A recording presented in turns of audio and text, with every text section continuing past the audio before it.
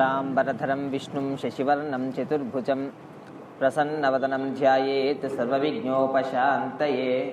शारदा शारदाम्भोजवदना वदनाम्बुजे सर्वदा सर्वदास्माकं सन्निधिः सन्निधिं क्रियात्।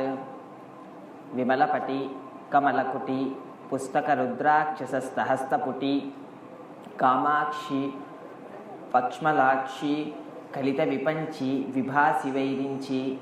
गुरुर्ब्रह्मा गुरुर्विष्णुः गुरुर्देवो महेश्वरः गुरुः साक्षात् परं ब्रह्म तस्मै श्रीगुरवे नमः। आपदामपहर्तारं दातारं सर्वसम्पदां लोकाभिरामं श्रीरामं भूयो भूयो नमाम्यहम्। मनोजवं मारुततुल्यवेगं जितेन्द्रियं बुद्धिमतां वरिष्ठं वातात्मजं वानरयूथमुख्यं श्रीरामदूतं शिरसा नमामि। वसुदेवसुतं देवं कंसचाणूरमर्दनं देवकी परमानन्दं कृष्णं वन्दे जगद्गुरुं। कूजन्तं राम रामेति मधुरं मधुराक्षरम् आरुह्य कविताशाखां वन्दे वाल्मीकिकोकिलं। व्यासाय विष्णुरूपाय व्यासरूपाय विष्णवे नमो वै ब्रह्मनिधये वासिष्ठाय नमो नमः। दोग्भिर्युक्ता चतुर्भिः स्फटिकमणिमयीमक्षमालां ददान हस्तेन एकेन पद्मं सितमपि च सुखं पुस्तकं चापरेण भासकुन्देन्दुशङ्खस्फटिकमणिनिभा भासमाना समाना सा मे वाग्देवतेयं निवसतु वदने सर्वदा सुप्रसन्ना। शरज्योत्स्ना शुद्धां शशियुतजटाजूटमकुटां वरत्रासत्राणस्फटिकघटिका पुस्तककरां सकुर्नत्वा नत्वा कथमिव सतां सन्निधदते मधुक्षीरद्राक्षा मधुरिमधुरीणाः फणितयः। सदाशिवसमारम्भां व्यासशङ्करमध्यमाम् अस्मदाचार्यपर्यन्तां वन्दे गुरुपरम्परां। वागर्धाविव सम्पृक्तौ वागर्धप्रतिपत्तये जगतः पितरौ वन्दे पार्वती परमेश्वरौ। श्रुतिस्मृतिपुराणानामालयं करुणालयं नमामि भगवत्पादशङ्करं लोकशङ्करं। हरि ओम।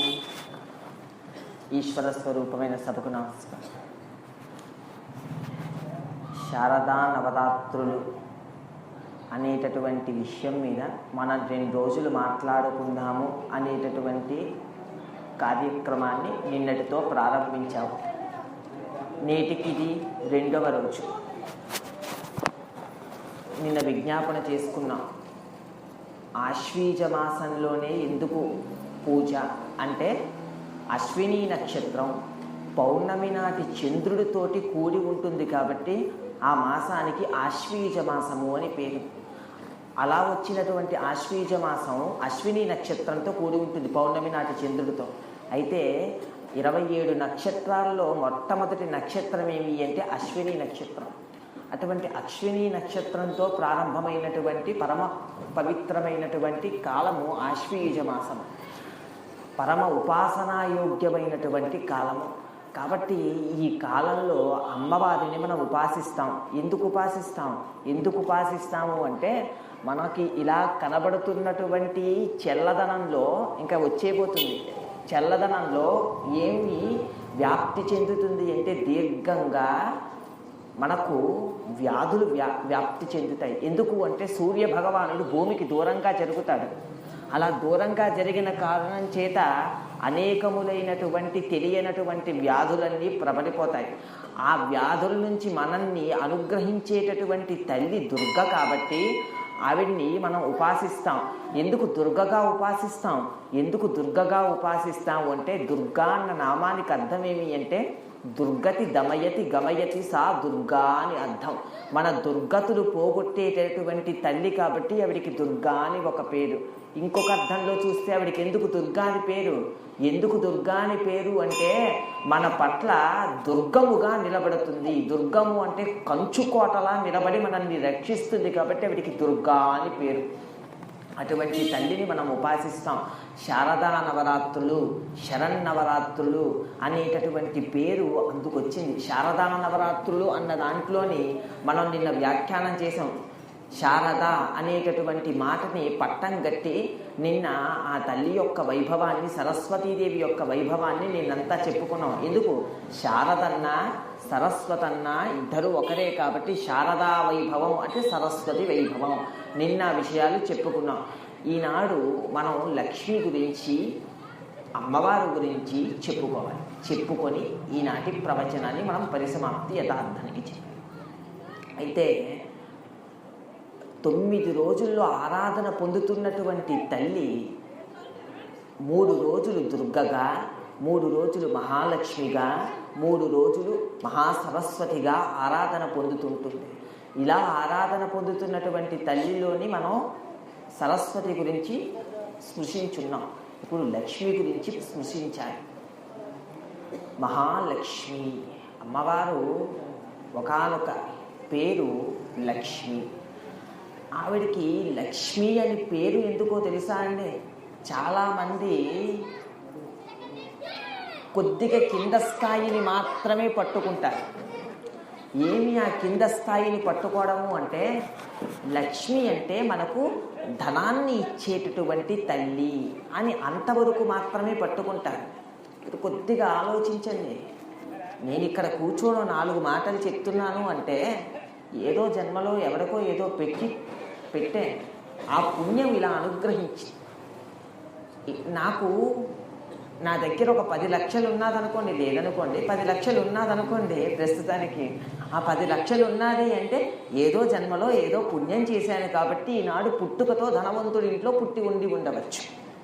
అంటే నా దగ్గర ఏదైనా ఉంటే నా పుట్టుకతో సహా అది వస్తే అది నేను ఈ జన్మలో చేసుకున్నటువంటి పుణ్యం కాదు, ఏదో జన్మల్లో చేసుకుని పొందినటువంటి పుణ్యం. ఇప్పుడు అది లక్ష్మీ కటాక్షం ఎలా అయింది? లక్ష్మీ కటాక్షం కాదు. బాగా ఆలోచిస్తే నువ్వు చేసుకున్నటువంటి పుణ్యాన్ని అనుభవించడానికి వచ్చినటువంటి నీ జన్మ. మరి లక్ష్మీ కటాక్షం అంటే ఏమిటి? లక్ష్మీ కటాక్షం అంటే వేరొకటి ఉన్నది. అసలు ఈ పుణ్యం ఎలా వచ్చింది?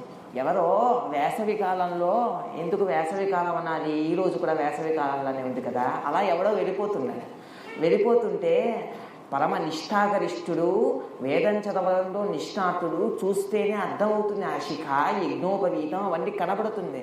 మహానుభావుడు ఎక్కడికో ప్రయాణం చేసి దప్పికతో నిలబడి ఉంటే ఆయనని పిలిచి, ఏమండి అలా వెళ్ళిపోతున్నారు, కొద్దిగా నీళ్లు పుచ్చుకోండి అని నీళ్ళు ఇచ్చాను. ఇప్పుడు తెలియక చేసినా అదేమైపోయింది? దానం అయిపోయింది. ఆయన పాత్రతతో చేసినటువంటి దానం పండించేస్తుంది జీవితాన్ని. ఇప్పుడు ఆయనకి దాహం వెయ్యకపోయినా నువ్వు పుచ్చుకోకపోతే ఎలా రానన్నా, నువ్వు పుచ్చుకో అని చిన్నపిల్లవాడికి పాలపీపా పెట్టినట్లుగా పెట్టరు ఎవరు. ఎందుకంటే అలా పెడితే అపాత్రతా దానం అవుతుంది. ఎవరికి ఎంత కావాలో అంత పెట్టడం పాత్రతతో కూడుకున్న దానం. అవసరానికి అనుకూలంగా ఇచ్చినది పాత్రతతో కూడిన దానం. ఇప్పుడు ఎండలో మగ్గిపోయి వెళ్ళిపోతున్నటువంటి వారికి దాహం వేస్తున్నదన్నటువంటి విషయాన్ని అర్థం చేసుకొని నీళ్లు పెట్టామనుకోండి, ఆయన పుచ్చుకొని ఆనందపడ్డాడనుకోండి, నీకు అది పరమోత్కృష్టమైనటువంటి ఫలితంగా వస్తుంది. ఇంకా లేచి బయలుదేరి వెళ్ళిపోతున్నాడు అన్నారు ఇంటి యజమాని. అయ్యా అలా వెళ్ళిపోతున్నారు, ఎండ చూస్తే చాలా తీవ్రంగా ఉన్నది, మొన్నే 2 గొడుగులు కొన్నాం, ఒక గొడుగు ఇంట్లో ఉన్నది, ఏమి ఇబ్బంది లేదు, మీరు ఒక గొడుగు పట్టుకోండి అని ఆయనకి అవసరం ఉందని చెప్పి ఒక గొడుగుని తీసి దానం చేసేసాడు అనుకోండి. అప్పుడు నడుస్తున్నటువంటి వాడు గొడుగు పట్టుకొని నడుస్తాడు, ఎంత పొంగిపోతాడు. అది పాత్రతతో కూడుకున్న దానం. అంతే తప్ప దానం చెయ్యాలి కాబట్టి ఎవడో కనబడితే వాడిని పట్టుకొచ్చి నువ్వు తింటావా తినవా, నువ్వు తాగవా అని పేకనొక్కో తలకాయ పట్టుకునో కాళ్ళ మీద పడిపోయో ఇచ్చేసేటటువంటిది పాత్రతతో కూడుకున్న దానం కాదు. నిజంగా వాడికి అవసరం ఉండి పుచ్చుకుంటే పాత్రతతో కూడుకున్న దానం అవుతుంది. ఇప్పుడు అలా చేసినటువంటి దానం ఏదైతే ఉందో ఉత్తరోత్తర ఎలా మారుతుంది అంటే, ఉత్తరోత్తర పుణ్యంగా మారి నీకు హాయిగా అనుభవించడానికి యోగ్యమైనటువంటి సంపన్న కుటుంబం మధ్యలో పుట్టేటట్లుగా చేస్తుంది. అది ఎలా అయినా అనుగ్రహించవచ్చు. నీకు విద్యనిచ్చి అనుగ్రహించవచ్చు, నీకు ధనాన్ని ఇచ్చి అనుగ్రహించవచ్చు, నీకు భోగాన్ని ఇచ్చి అనుభవింపజేసి ఆనందింపజేయించవచ్చు, ఎలా అయినా నీకు అనుగ్రహించవచ్చు. ఎక్కడి నుంచి వచ్చింది ఈ భోగభాగ్యాలన్నీ? ఇతపూర్వం నువ్వు చేసుకున్న పుణ్యం నుంచి వచ్చింది. మరి లక్ష్మీ కటాక్షం అంటే ఏమిటి? అది జాగ్రత్తగా అర్థం చేసుకో. ఇతపూర్వం చేసుకున్నది ఇప్పుడు అనుభవిస్తున్నాం. ఒక ఆవిడికి సంశయం వచ్చింది, అదేమిటండి ఇతపూర్వం ఉంటుందా, ముందు జన్మ ఉంటుందా? నా ముందు జన్మ తెలియదు కాబట్టి నేను దాన్ని అంగీకరించను. ఇప్పుడు నాకు ముందు జన్మ ఉన్నదని అందరూ కూడా ఈశ్వరానుగ్రహం కారణం చేతనే శరీరాన్ని పుచ్చుకుంటారని నాకు నమ్మకం కావాలి. ఏమిటి నమ్మకం, ఎలా నమ్మను అని పరమాచార్యుడిని ఒక ఆవిడ వచ్చి అడిగారు. అడిగితే పరమాచార్యులు అన్నారు, నేను ఒక్క పని చెప్తాను చెయ్యు అన్నారు. అలాగే చెప్పండి అన్నారు. ఆవిడ్ని చూస్తూ పరమాచార్యులు అన్నారు, ఈ దగ్గరలో హాస్పిటల్ ఉంది కదా, హాస్పిటల్ దగ్గరికి వెళ్ళి ఏ ఇంట్లోని ఏ పిల్లవాడో ఏ పిల్లో పుట్టిందో ఒక పేపరు పెన్ను తీసుకొని రాసుకొని పట్టుకురా అన్నారు. ఆవిడ వెళ్ళింది. ఒక ఐఏఎస్కి ఒక అబ్బాయి పుట్టాడు, ఒక బిచ్చగాడికి ఒక అబ్బాయి పుట్టాడు, ఒక మంచి విద్యావేత్తకి ఒక అబ్బాయి పుట్టాడు.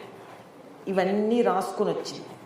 రాసుకుని వస్తే ఏది ఎవరెవరి గురించి రాసుకున్నావో చదువు అన్నారు. ఓ ఐఏఎస్ అధికారికి ఒక బిడ్డడు పుట్టాడండి, ఒక బిచ్చగాడికి ఒక బిడ్డడు పుట్టాడు, ఒక విద్యావేత్తకి ఒక బిడ్డడు పుట్టాడు అని అలా చదవడం మొదలుపెట్టింది. వీళ్ళు సంపన్నుల కుటుంబంలోనే పుట్టేయొచ్చు కదా, ఒక బిచ్చగాడింట్లో ఎందుకు పుట్టాడు ఆ అబ్బాయి? ఒక అబ్బాయి ఐఏఎస్ అధికారి కడుపులో పుట్టాడు, ఒక అబ్బాయి బిచ్చగాడి కడుపులో పుట్టాడు. ఎందుకు అలా పుట్టాడు? ఈ అబ్బాయి కూడా ఐఏఎస్ అధికారి కడుపులోనే పుట్టొచ్చు కదా, ఆయన కడుపులోనే ఎందుకు పుట్టాడు? ఎందుకు పుట్టాడంటే పూర్వజన్మల్లో చేసుకున్న కర్మ. ఆ కర్మ కారణం చేత ఒకడు భోగాన్ని అనుభవించడానికి పుట్టాడు, ఒకడు ఏడవడానికి పుట్టాడు. పూర్వం ఇలా పెట్టలేదు. పెట్టకపోతే ఏమైంది? ఈ జన్మలో దరిద్రాన్ని అనుభవిస్తాం, ఈ జన్మలోని పెట్టవు, ఇంకో జన్మలో దరిద్రాన్ని అనుభవిస్తాం. పెట్టని వాడెవడో, దరిద్రాన్ని అనుభవించేవాడు వాడే. మీరు చూడండి, మనం పట్టు దారాల్ని తీస్తాం పట్టు పురుగు నుంచి. అది ఏం చేస్తుందో తెలుసా? బయటికి వస్తే పట్టు ఎవడైనా తీసేసుకుంటాడని అదేమి చేస్తుందంటే ఆ పట్టు కాయలోని లోపలికి వెళ్ళి జాగ్రత్తగా నేర్చుకొని దాని మధ్యలో హాయిగా పడుకుంటుంది. హాయిగా పడుకుండేటటువంటి ఆ పట్టు పురుగుని చంపితే తప్ప మనకు పట్టు బయటికి రాదని చెప్పి ఆ పట్టుని తీసేటటువంటి వాళ్ళు ఏం చేస్తారంటే పట్టు పురుగులు ఈ కాయలన్నిటినీ సేకరించి ఆ కాయలన్నిటినీ బాగా మరుగుతున్నటువంటి నీటిలో పడేస్తారు.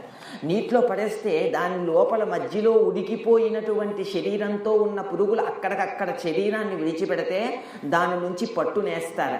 పట్టునేసి దాని నుంచి వస్త్రం తీస్తారు. ఈ పురుగులన్నింటినీ ఏం చేస్తారంటే ఒక పెంటకుప్ప మీద తెచ్చి పడేస్తారు. దాన్ని ఒక పందో కాకో పొడుచుకు తిని ఆనందపడతారు. అంటే మీరు ఆలోచించండి, ఇంకొకరికి పెట్టకపోతే ఎటువంటి జన్మ వచ్చింది, ఎటువంటి స్థితికి వెళ్ళిపోయాడు? ఉడికిపోయి చాలా ఘోరమైనటువంటి పరిస్థితిని అనుభవించవలసినటువంటి స్థితి వస్తుంది. నువ్వు ఒకరికి పెట్టకపోయావా ఇదే స్థితి ఉంటుంది. నువ్వు ఇంకొకరికి పెట్టావా ఏమవుతుందంటే ఉత్తరోత్తర ఒక మహోత్కృష్టమైనటువంటి స్థానాన్ని అలంకరించేటటువంటి అదృష్ట విశేషం పడుతుంది. నువ్వు పెడతావా పెట్టవా నీ చేతిలోనే ఉంటుంది. నువ్వు పెడితే ఏమవుతుంది అంటే ఉత్తరోత్తర మంచి జన్మలకు వెళ్ళిపోతావు. నువ్వు పెట్టకపోతే ఏమవుతుంది? ఉత్తరోత్తర హీనోపాధులకు వెళ్ళిపోతావు.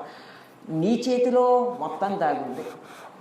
శంకరులు వస్తే అయ్యో బ్రహ్మచారి వచ్చాడు, చేతిలోని ఏమి పెట్టకపోతే ఎలా అని ఆ రోజు ఏకాదశి దాటిపోయి ద్వాదశి వచ్చింది. ద్వాదశి నాడు పాలన చేయటం లక్ష్యం, ఏకాదశి నాడు ఉపవాసం ఉండటం లక్ష్యం. అయితే ఇల్లంతా వెతికింది ఆవిడ. ఇల్లంతా వెతికితే ఏమి కనబడింది అంటే ఈశ్వరుడికి నివేదన చేసిన ఒక్క ఉసిరికాయ కనబడింది. ఆ ఉసిరికాయని తీసుకొని ఆ పిల్లవాడు అంటే శంకరాచార్యులు వారి యొక్క చేతిలో పెట్టింది. పెడితే ఒక్కసారి పొంగిపోయినటువంటి శంకరాచార్యుల వారు లక్ష్మీదేవిని స్తోత్రం చేశారు. ఒక్కసారి లక్ష్మీదేవి ప్రసన్నురాలయ్యి పొంగిపోయి శంకరులు చేసినటువంటి స్తోత్రానికి 1 గంట 40 నిమిషాలు బంగారు ఉసిరికలు కొనిపించారు. పెట్టకపోతే ఈ అదృష్టం వర్షించేది ఆవిడింట్లో? వర్షించేది కాదు. పెట్టడం జీవితంలో నేర్చుకోవాలి. అలా పెడితే ఏమొస్తుంది? ఈ భోగము కానీ విద్య కానీ ఇవన్నీ వస్తుంది. అయితే ఇవన్నీ లక్ష్మీ కటాక్షం కాదు, ఇవన్నీ కూడా లక్ష్మీ కటాక్షంలా కనిపించే ప్రాథమిక కటాక్షం. ఇది లక్ష్మీ కటాక్షమే కానీ ప్రాథమికం. లక్ష్మీ కటాక్షం పరమోత్కృష్టం అంటే ఏమిటో తెలుసా అంటే విద్య ఉండటం వేరు, విద్యను ఆధారంగా చేసుకొని గౌరవింపబడటం వేరు. లక్ష్మి ఉండటం వేరు, లక్ష్మి ఇంకొకటికి పెట్టి గౌరవింపబడటం వేరు. నేను అన్నమాటని మీరు పట్టుకున్నారో లేదు? ఇప్పుడు ఈ మనుష్య జన్మలో ఉండి 4 మాటలు వింటుంటే అర్థమయ్యి ఇంటికి వెళ్తే ఓ ఫ్యాన్ వేసుకుని 4 పదార్థాలు పుచ్చుకొని పడుకునే భోగం ఉంది అంటే ఎక్కడి నుంచి వచ్చింది ఇదంతా? పూర్వజన్మల్లో నుంచి చేసుకున్నాం కాబట్టి 4 విషయాలు అర్థమవుతున్నాయి, 4 విషయాలు చదువుకోగలుగుతున్నాము, లేదా 4 పదార్థాలు తినగలుగుతున్నాము, జీర్ణం చేసుకోగలుగుతున్నాము. ఇంతవరకు ఎక్కడ అదృష్టం? పూర్వజన్మల అదృష్టం. ఇది ఉండటం బాగానే ఉంది. ఇతపూర్వంలో ఏదో పుణ్యం చేశావు కాబట్టి ఈ జన్మలోని అదృష్టం పట్టింది. మరి ఉత్తరోత్తర జన్మల్లో నీకు అదృష్టం పట్టాలంటే ఇది మహాలక్ష్మి అనుగ్రహం. అంటే నీకు జ్ఞానమిచ్చి, బుద్ధిచ్చి, ధనమిచ్చి, ఇతరులకి పెట్టించి ఉత్తరోత్తర జన్మల్లో కూడా వృద్ధి పొందేటట్లుగా చేసే తల్లి ఎవరో ఆ తల్లికి మహాలక్ష్మి అని పేరు. అందుకు ఆవిడ మహాలక్ష్మిగా నిలబడిపోయింది. లక్ష్మి అంటే ధనము అనేది ఒక అర్థం. కానీ లక్ష్మి అన్న శబ్దం ఎలా వచ్చింది అంటే లక్ష్మ అనే ధాతువు నుంచి వచ్చింది. లక్ష్మ అంటే అర్థం ఏమిటి అంటే గుర్తు. నీ పేరు చెప్పగానే 2 చేతులెత్తి మహానుభావుడండి అని నమస్కారం పెడతారు. ఎక్కడి నుంచి వస్తుంది? లక్ష్మీ అనుగ్రహం నుండి వస్తుంది. ఇప్పుడు నా దగ్గర ధనం ఉండొచ్చు, ఇప్పుడు నా దగ్గర ఐశ్వర్యం ఉండొచ్చు, ఇప్పుడు నా దగ్గర విద్య ఉండొచ్చు. ఇప్పుడు నా దగ్గర ఉన్న విద్యని నేను ఎవరికి చెప్పనండి, ఫ్యాన్ ఎట్టుకు పడుకోవాలని ఉందనుకున్నాను అనుకోండి, సభ ఉంటుందా? ఇక నేనుంటానా? ఎవరు ఉండవు. విద్య ఉండడం వేరు, విద్యని వినియోగించడం వేరు. విద్యని వినియోగించాలనే బుద్ధి ఎక్కడి నుండి వస్తుంది అంటే లక్ష్మీ అనుగ్రహం నుండి వస్తుంది. అలా వచ్చిన అనుగ్రహమే, అలా చెప్తే, ఆ లక్ష్మీదేవి అనుగ్రహిస్తే, ఆ పేరు చెప్తే 4 గుర్తుపడతారు. కోటేశ్వరరావు గారు అంటే ఆంధ్రదేశం అంతా గుర్తుపడుతుంది. ఎక్కడి నుంచి వచ్చింది? లక్ష్మీ కటాక్షం నుంచి వచ్చింది. సామవేదం షణ్ముఖ శర్మ గారు ఎక్కడి నుంచి వచ్చింది? పేరు గుర్తుపట్టడం లక్ష్మీ అనుగ్రహం నుంచి వచ్చింది. అలా లక్ష్మి అనుగ్రహిస్తే ఆ పేరు చెప్తే 4 పొంగిపోతారు. అంటే గుర్తుపట్టడం ఏదైతే ఉందో అది లక్ష్మీ కటాక్షం. అలా లక్ష్మీ కటాక్షం మన యందు ప్రసరించాలని. అమ్మా ఉండటం గొప్ప కాదు. చాలామంది అంటారు మా దగ్గర బోల్డు డబ్బు ఉందని. డబ్బు ఉండటం గొప్ప కాదు, జోబులో ఉన్నటువంటి డబ్బుని ఇలా పెట్టగలగటం గొప్ప. డబ్బు అందరి దగ్గర ఉంటుంది, బ్యాంకులోనే ఉంటుంది, ఇంట్లోనే ఉంటుంది, జోబులోనే ఉంటుంది. ఉన్న డబ్బుని ఇలా పెట్టగలగడం ఎవరికైతే వస్తుందో వాడు గొప్పవాడు. వాడు నిజంగా లక్ష్మీ అనుగ్రహం ఉన్నటువంటి వాడు. వాడిని గుర్తుపడుతుంది లోకం, వాడిని గుర్తిస్తుంది లోకం. ఆ పేరు చెప్పగానే 2 చేతులెత్తి నమస్కరిస్తుంది లోకం. అలా నమస్కరించగలగటం, అలా తనకు పెట్టాలనే బుద్ధి రాగలగటం, ఇవన్నీ కూడా లక్ష్మీ అనుగ్రహాలే. అందుకే లక్ష్మీ అనుగ్రహం అంటే అంత గొప్పది. అందుకే లక్ష్మీ అనుగ్రహం అంటే చిన్న చూపు కాదు, ఇది ప్రధానమైన అర్థం. లక్ష్మి అంటే గుర్తు. నిన్ను 4 పొంగిపోయి నీ కీర్తి పతాకాలు ఎగురుతూ ఉంటే ఎంత గొప్పవాడురా, ఎంత మేలు చేస్తాడురా, ఎంత మంచివాడురా, ఆపదలో ఉండేటప్పుడు వెన్నంతే ఉంటాడురా అని నీ గురించి చెప్పుకొని పొంగిపోయినటువంటి అదృష్ట విశేషం నీకు కట్టబెడతారే లోకం, అప్పుడు నీకు లక్ష్మీ అనుగ్రహము పరిపుష్టమైంది అని అర్థం. అటువంటిది లక్ష్మీ అనుగ్రహం. అటువంటిది లక్ష్మీదేవి అనుగ్రహిస్తే వర్షించేటటువంటి మహోత్కృష్టం. అయితే మీరు ఇక్కడ బాగా ఆలోచించాలి, ఇది పరమోత్కృష్టమైన స్థాయి. ఇప్పుడు లక్ష్మి అంటే మనందరకు తెలిసింది ఏమిటి? లక్ష్మి అంటే మనందరకు తెలిసింది ఏమి అంటే తిండి లక్ష్మి. ఏమండి, తిండి లక్ష్మి కదా. వైష్ణవ సాంప్రదాయం ప్రకారంగా తిండినిచ్చేటటువంటి తల్లిని ధాన్యలక్ష్మి అని పేరు. శైవ శాక్తేయాల ప్రకారంగా తిండినిచ్చేటటువంటి తల్లికి అన్నపూర్ణ అని పేరు. అదే చెప్తున్నాను, ఉన్న ఒక పదార్థమే ఒక్కొక్కరి దృష్టిలో ఒక్కొక్కలా తిరుగుతుంటుంది. ఒక్కొక్క దృష్టిలో ఒక్కొక్కలా తిరిగిపోయి మనల్ని అనుగ్రహిస్తుంటుంది. నీకు తిండి పెట్టడం ముఖ్యం, అది అన్నపూర్ణగా పెట్టిందా ధాన్యలక్ష్మిగా పెట్టిందా నీకు సంబంధం లేదు. ఎందుకు? 2గా కనబడుతుందా, వెనక ఉన్నది ఒక పదార్థమే. లోకంలో మర్యాద ఏమిటి అంటే 4 తిండి పెట్టగలిగేటటువంటి అదృష్ట విశేషం పట్టడం లోకంలో ఒక అదృష్టం. ఇప్పటికీ తమిళనాడు ఒక కోవిల్ ఉన్నది, ఆలయంలోని ఇప్పటికీ కూడా అన్నం పెడతారు. ఎటువంటి వాళ్ళకి అన్నం పెడతారు అంటే పండితులకో పామరులకో కాదు, దొంగలకి కూడా అన్నం పెడతారు. ఎలా పెడతారో తెలుసా అండి? దొంగలు అందరి మధ్యలోకి వచ్చి తినడానికి ఇబ్బంది పడతారేమో, దొంగలైనా ఆ అమ్మ యొక్క అనుగ్రహం కారణం చేత అన్నం పుచ్చుకోవలసినటువంటి వాళ్ళే వాళ్ళ కడుపు నిండకపోతే ఎలా? వాళ్ళు కడుపు నిండగా ఉండాలి, వాళ్ళు ఆనందంగా ఉండాలి. అమ్మవారికి నివేదించినటువంటి ప్రసాదము పుచ్చుకొనగా క్రమక్రమంగా వారి మనస్సు మారి దొంగతనాలు మారి లోకానికి ప్రయోజకులుగా మారాలి అంటే అమ్మవారికి నివేదించినటువంటి ఆ అన్నాన్ని తీసుకు వాళ్లకు పెడితే వాళ్ళ హృదయాలు మారాలనేటటువంటి ఉద్దేశ్యంతో అర్చక స్వాములు ఏం చేస్తారు అంటే, దొంగలు అందరి మధ్యలోకి వచ్చి ఎలా తింటారు? తినలేరు. కాబట్టి గుడి మూసేసిన తర్వాత అమ్మవారికి నివేదించినటువంటి ప్రసాదాన్ని తీసుకుని వెళ్ళి అడవి మధ్యలోని సరిగ్గా ఒక చెట్టు దగ్గరికి తీసుకొని పెట్టి వెళ్ళిపోతారు. వెళ్ళిపోతే ఆ రాత్రిపూట ఎవరైనా ఆకలితో ఉన్నటువంటి దొంగలు,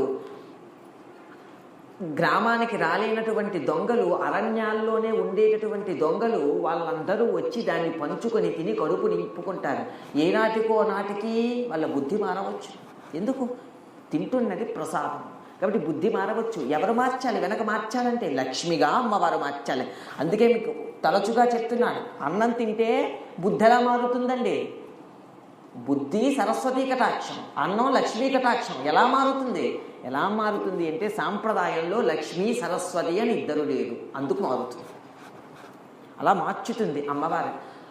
అందుకు అమ్మవారంటే పరమ విశేషం. అమ్మవారు ఎంత గొప్పవారు అంటే, ఇప్పటికీ కూడా బ్రహ్మగారు సృష్టి చేస్తూ ఉండేటప్పుడు ఆ పుర్రెని తీసి చూస్తారట. అమ్మా, వీడికి ఏ కటాక్షాన్ని ఇవ్వమంటావు అంటే, ఒరే పూర్వజన్మలో వాడి పేరేమి అని అడుగుతుంది. అడిగితే ఫలానా పేరు చెప్తారు. పేరు చెప్తే, రే నన్ను నమ్ముకొని బతికిన వాడురా, నా పేరు చెప్పి నలుగురికి దానం చేసిన వాడురా, మహదైశ్వర్యమేము అని ఒక్కసారి నోటితో చెప్పడం కాదు, ఈ మాటలన్నీ నేను నోటితో చెప్పాను కానీ యద్రూపంగా ప్రమాణే. ఒక పేరు చెప్పగానే ఆవిడ కన్ను కానీ ఆ కంటి రెప్ప ఒక్కసారి అనిలా పొంగించిందా, బ్రహ్మగారికి అర్థమైపోతుంది వీడు చాలా పుణ్యాత్ముడు, పూర్వజన్మలో అమ్మని ఉపాసించి పొంగిపోయినటువంటి జన్మ వీడిది, కాబట్టి వీడు పరమ ఐశ్వర్యవంతుడు. మళ్ళీ ఐశ్వర్యం అంటే ఏంటి? ఇటు ధనం అటు విద్య, రెండు ఐశ్వర్యమే. ఆ పరమ ఐశ్వర్యవంతుడు అని పరమ ఐశ్వర్యాన్ని కట్టబెడతారు. అలా కాకుండా కొన్ని పేర్లు చెప్తే అమ్మవారు ఇలా ముడుచుకొని ఇలా తిప్పేసుకుందనుకోండి, వాడు పూర్వజన్మలో ఎవరికి కూడా ఇలా పెట్టినటువంటి వాడు కాదు. ఇలా పెట్టనటువంటి వారికి ఇలా పుచ్చుకునేటటువంటి అర్హత కూడా లేదు. అంటే ఇలా భోగాలను అనుభవించే అర్హత లేదు. అర్హత లేదు కాబట్టి అమ్మవారు నొచ్చుకొని ఆ కను రెప్ప దింపేసుకుంటే బ్రహ్మగారికి అర్థమవుతుంది, వీడు పూర్వజన్మలో అమ్మ యొక్క పాదాలను పట్టుకొనివాడు, వీడు పరమ దరిద్రుడు అని రాస్తాడు వాడిని నుదిటిన. కాబట్టి మనం చేసుకున్న ఉపాసన బట్టే, మనం ఆరాధించినటువంటి తీరు బట్టే అమ్మవారి యొక్క అనుగ్రహ వీక్షణములు మన ఎంతో ప్రసరింపబడుతుంది. అందుకు అమ్మవారు దేన్ని ఆధారంగా చేసుకుని చెప్తారు అంటే, ఈ జన్మలో నువ్వు ఎంత చేసావు, ఈ జన్మలో ఎంత పూజ చేసావంటే మళ్ళీ లోకానికి ఒక మాట అర్థమవుతుంది. 1,00,000 బిల్వపత్ర అండి, 1,00,00,000 బిల్వపత్ర, 2 కోట్ల 3 కోట్ల సంఖ్యలు కాదండి ప్రధానం. భగవంతుడి దగ్గరకు వచ్చేసరికి ప్రధానం ఏమి అంటే ఎంత మనస్సు పెట్టి ఈశ్వరార్చన చేసావన్నదాన్ని చూస్తారు. అంతే తప్ప ఎన్ని పదార్థాలు తెచ్చి పడేసావు అనేటటువంటిది ఎప్పుడూ చూడరు. అలా కాకుండా మనం అల్లాలు 5,000 పెట్టి చేస్తే నేను దాన్ని 2 10,000 పెట్టి చేస్తాను, కాదు నేను 3 15,000 పెట్టి చేస్తాను అని పెంచుకుపోయారనుకోండి, డబ్బు కంగాలి తప్ప దానివల్ల ఏమీ ప్రయోజనం లేదు.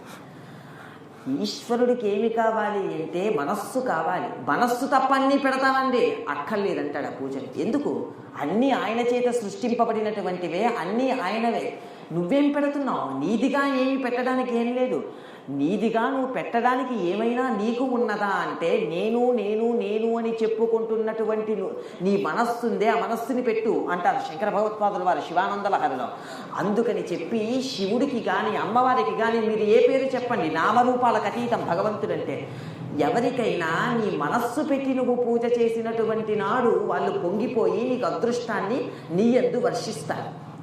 అయితే జ్ఞాపకం పెట్టుకోవాల్సింది ఏమి అంటే, ఈ జన్మలోని నేనెంత పట్టుకుంటున్నానో ఉత్తరోత్తర నా జన్మలు అంత తరించబోతుంది. ఇప్పుడు ఎంత గట్టిగా పట్టుకుంటానో ఆ పట్టుకోవడానికి మూలమే శరన్నవరాత్రులు, శారదా నవరాత్రులు. అందుకే నువ్వు సంవత్సర కాలం అంతా లక్ష్మీదేవిని ఆరాధన చేస్తావో చెయ్యవో, మర్చిపోతావేమో, అని ప్రత్యేకించి శారదా నవరాత్రుల్లోని ఒక 3 రోజులు లక్ష్మీదేవికి పూజ అని పూజ చేయించారు పెద్దలు. ఎందుకు పూజ చేయిస్తున్నారు? ఎందుకు పూజ చేయిస్తున్నారు అంటే ఆ పూజ చేయించడం వెనకాతల ఆవిడ యొక్క అనుగ్రహం లేకపోతే ఎలా? నీ జీవితం పండటం ఎలా? పండటం ఉండదు. ఆవిడ యొక్క అనుగ్రహం ఉన్ననాడు నీ జీవితం పండటం. ఆవిడ యొక్క అనుగ్రహం నీ ఎడల ఉండాలి కాబట్టి నువ్వు పూజ చెయ్యాలి. 3 రోజులైనా నువ్వు పూజ చెయ్యాలని లక్ష్మీదేవిని పూజ చేయిస్తారు. అలా పూజ చేయించడమే మనకు లక్ష్మీ అనుగ్రహం వర్షిస్తుంది. లక్ష్మీ అనుగ్రహం అంటే ఏమిటి? మనల్ని నలుగురు గుర్తుపడతారు. మనం ధనంతో వికసిస్తాం. మన ఇల్లు తామర తంపర్లా వృద్ధి చెందుతుంది. మన బుద్ధి సక్రమ మార్గంలో ప్రకాశిస్తుంది. ఇదంతా కూడా లక్ష్మీ అనుగ్రహమే. లక్ష్మి అంటే అంత గొప్ప తల్లి. అయితే ఆవిడ ఏం చేస్తుంది అని మీరు అడిగారు అనుకోండి. లక్ష్మీ క్షీర సముద్రరాజతనయాం శ్రీరంగధామేశ్వరి. ఆవిడ ఎక్కడుంటుంది? శ్రీరంగధామేశ్వరి.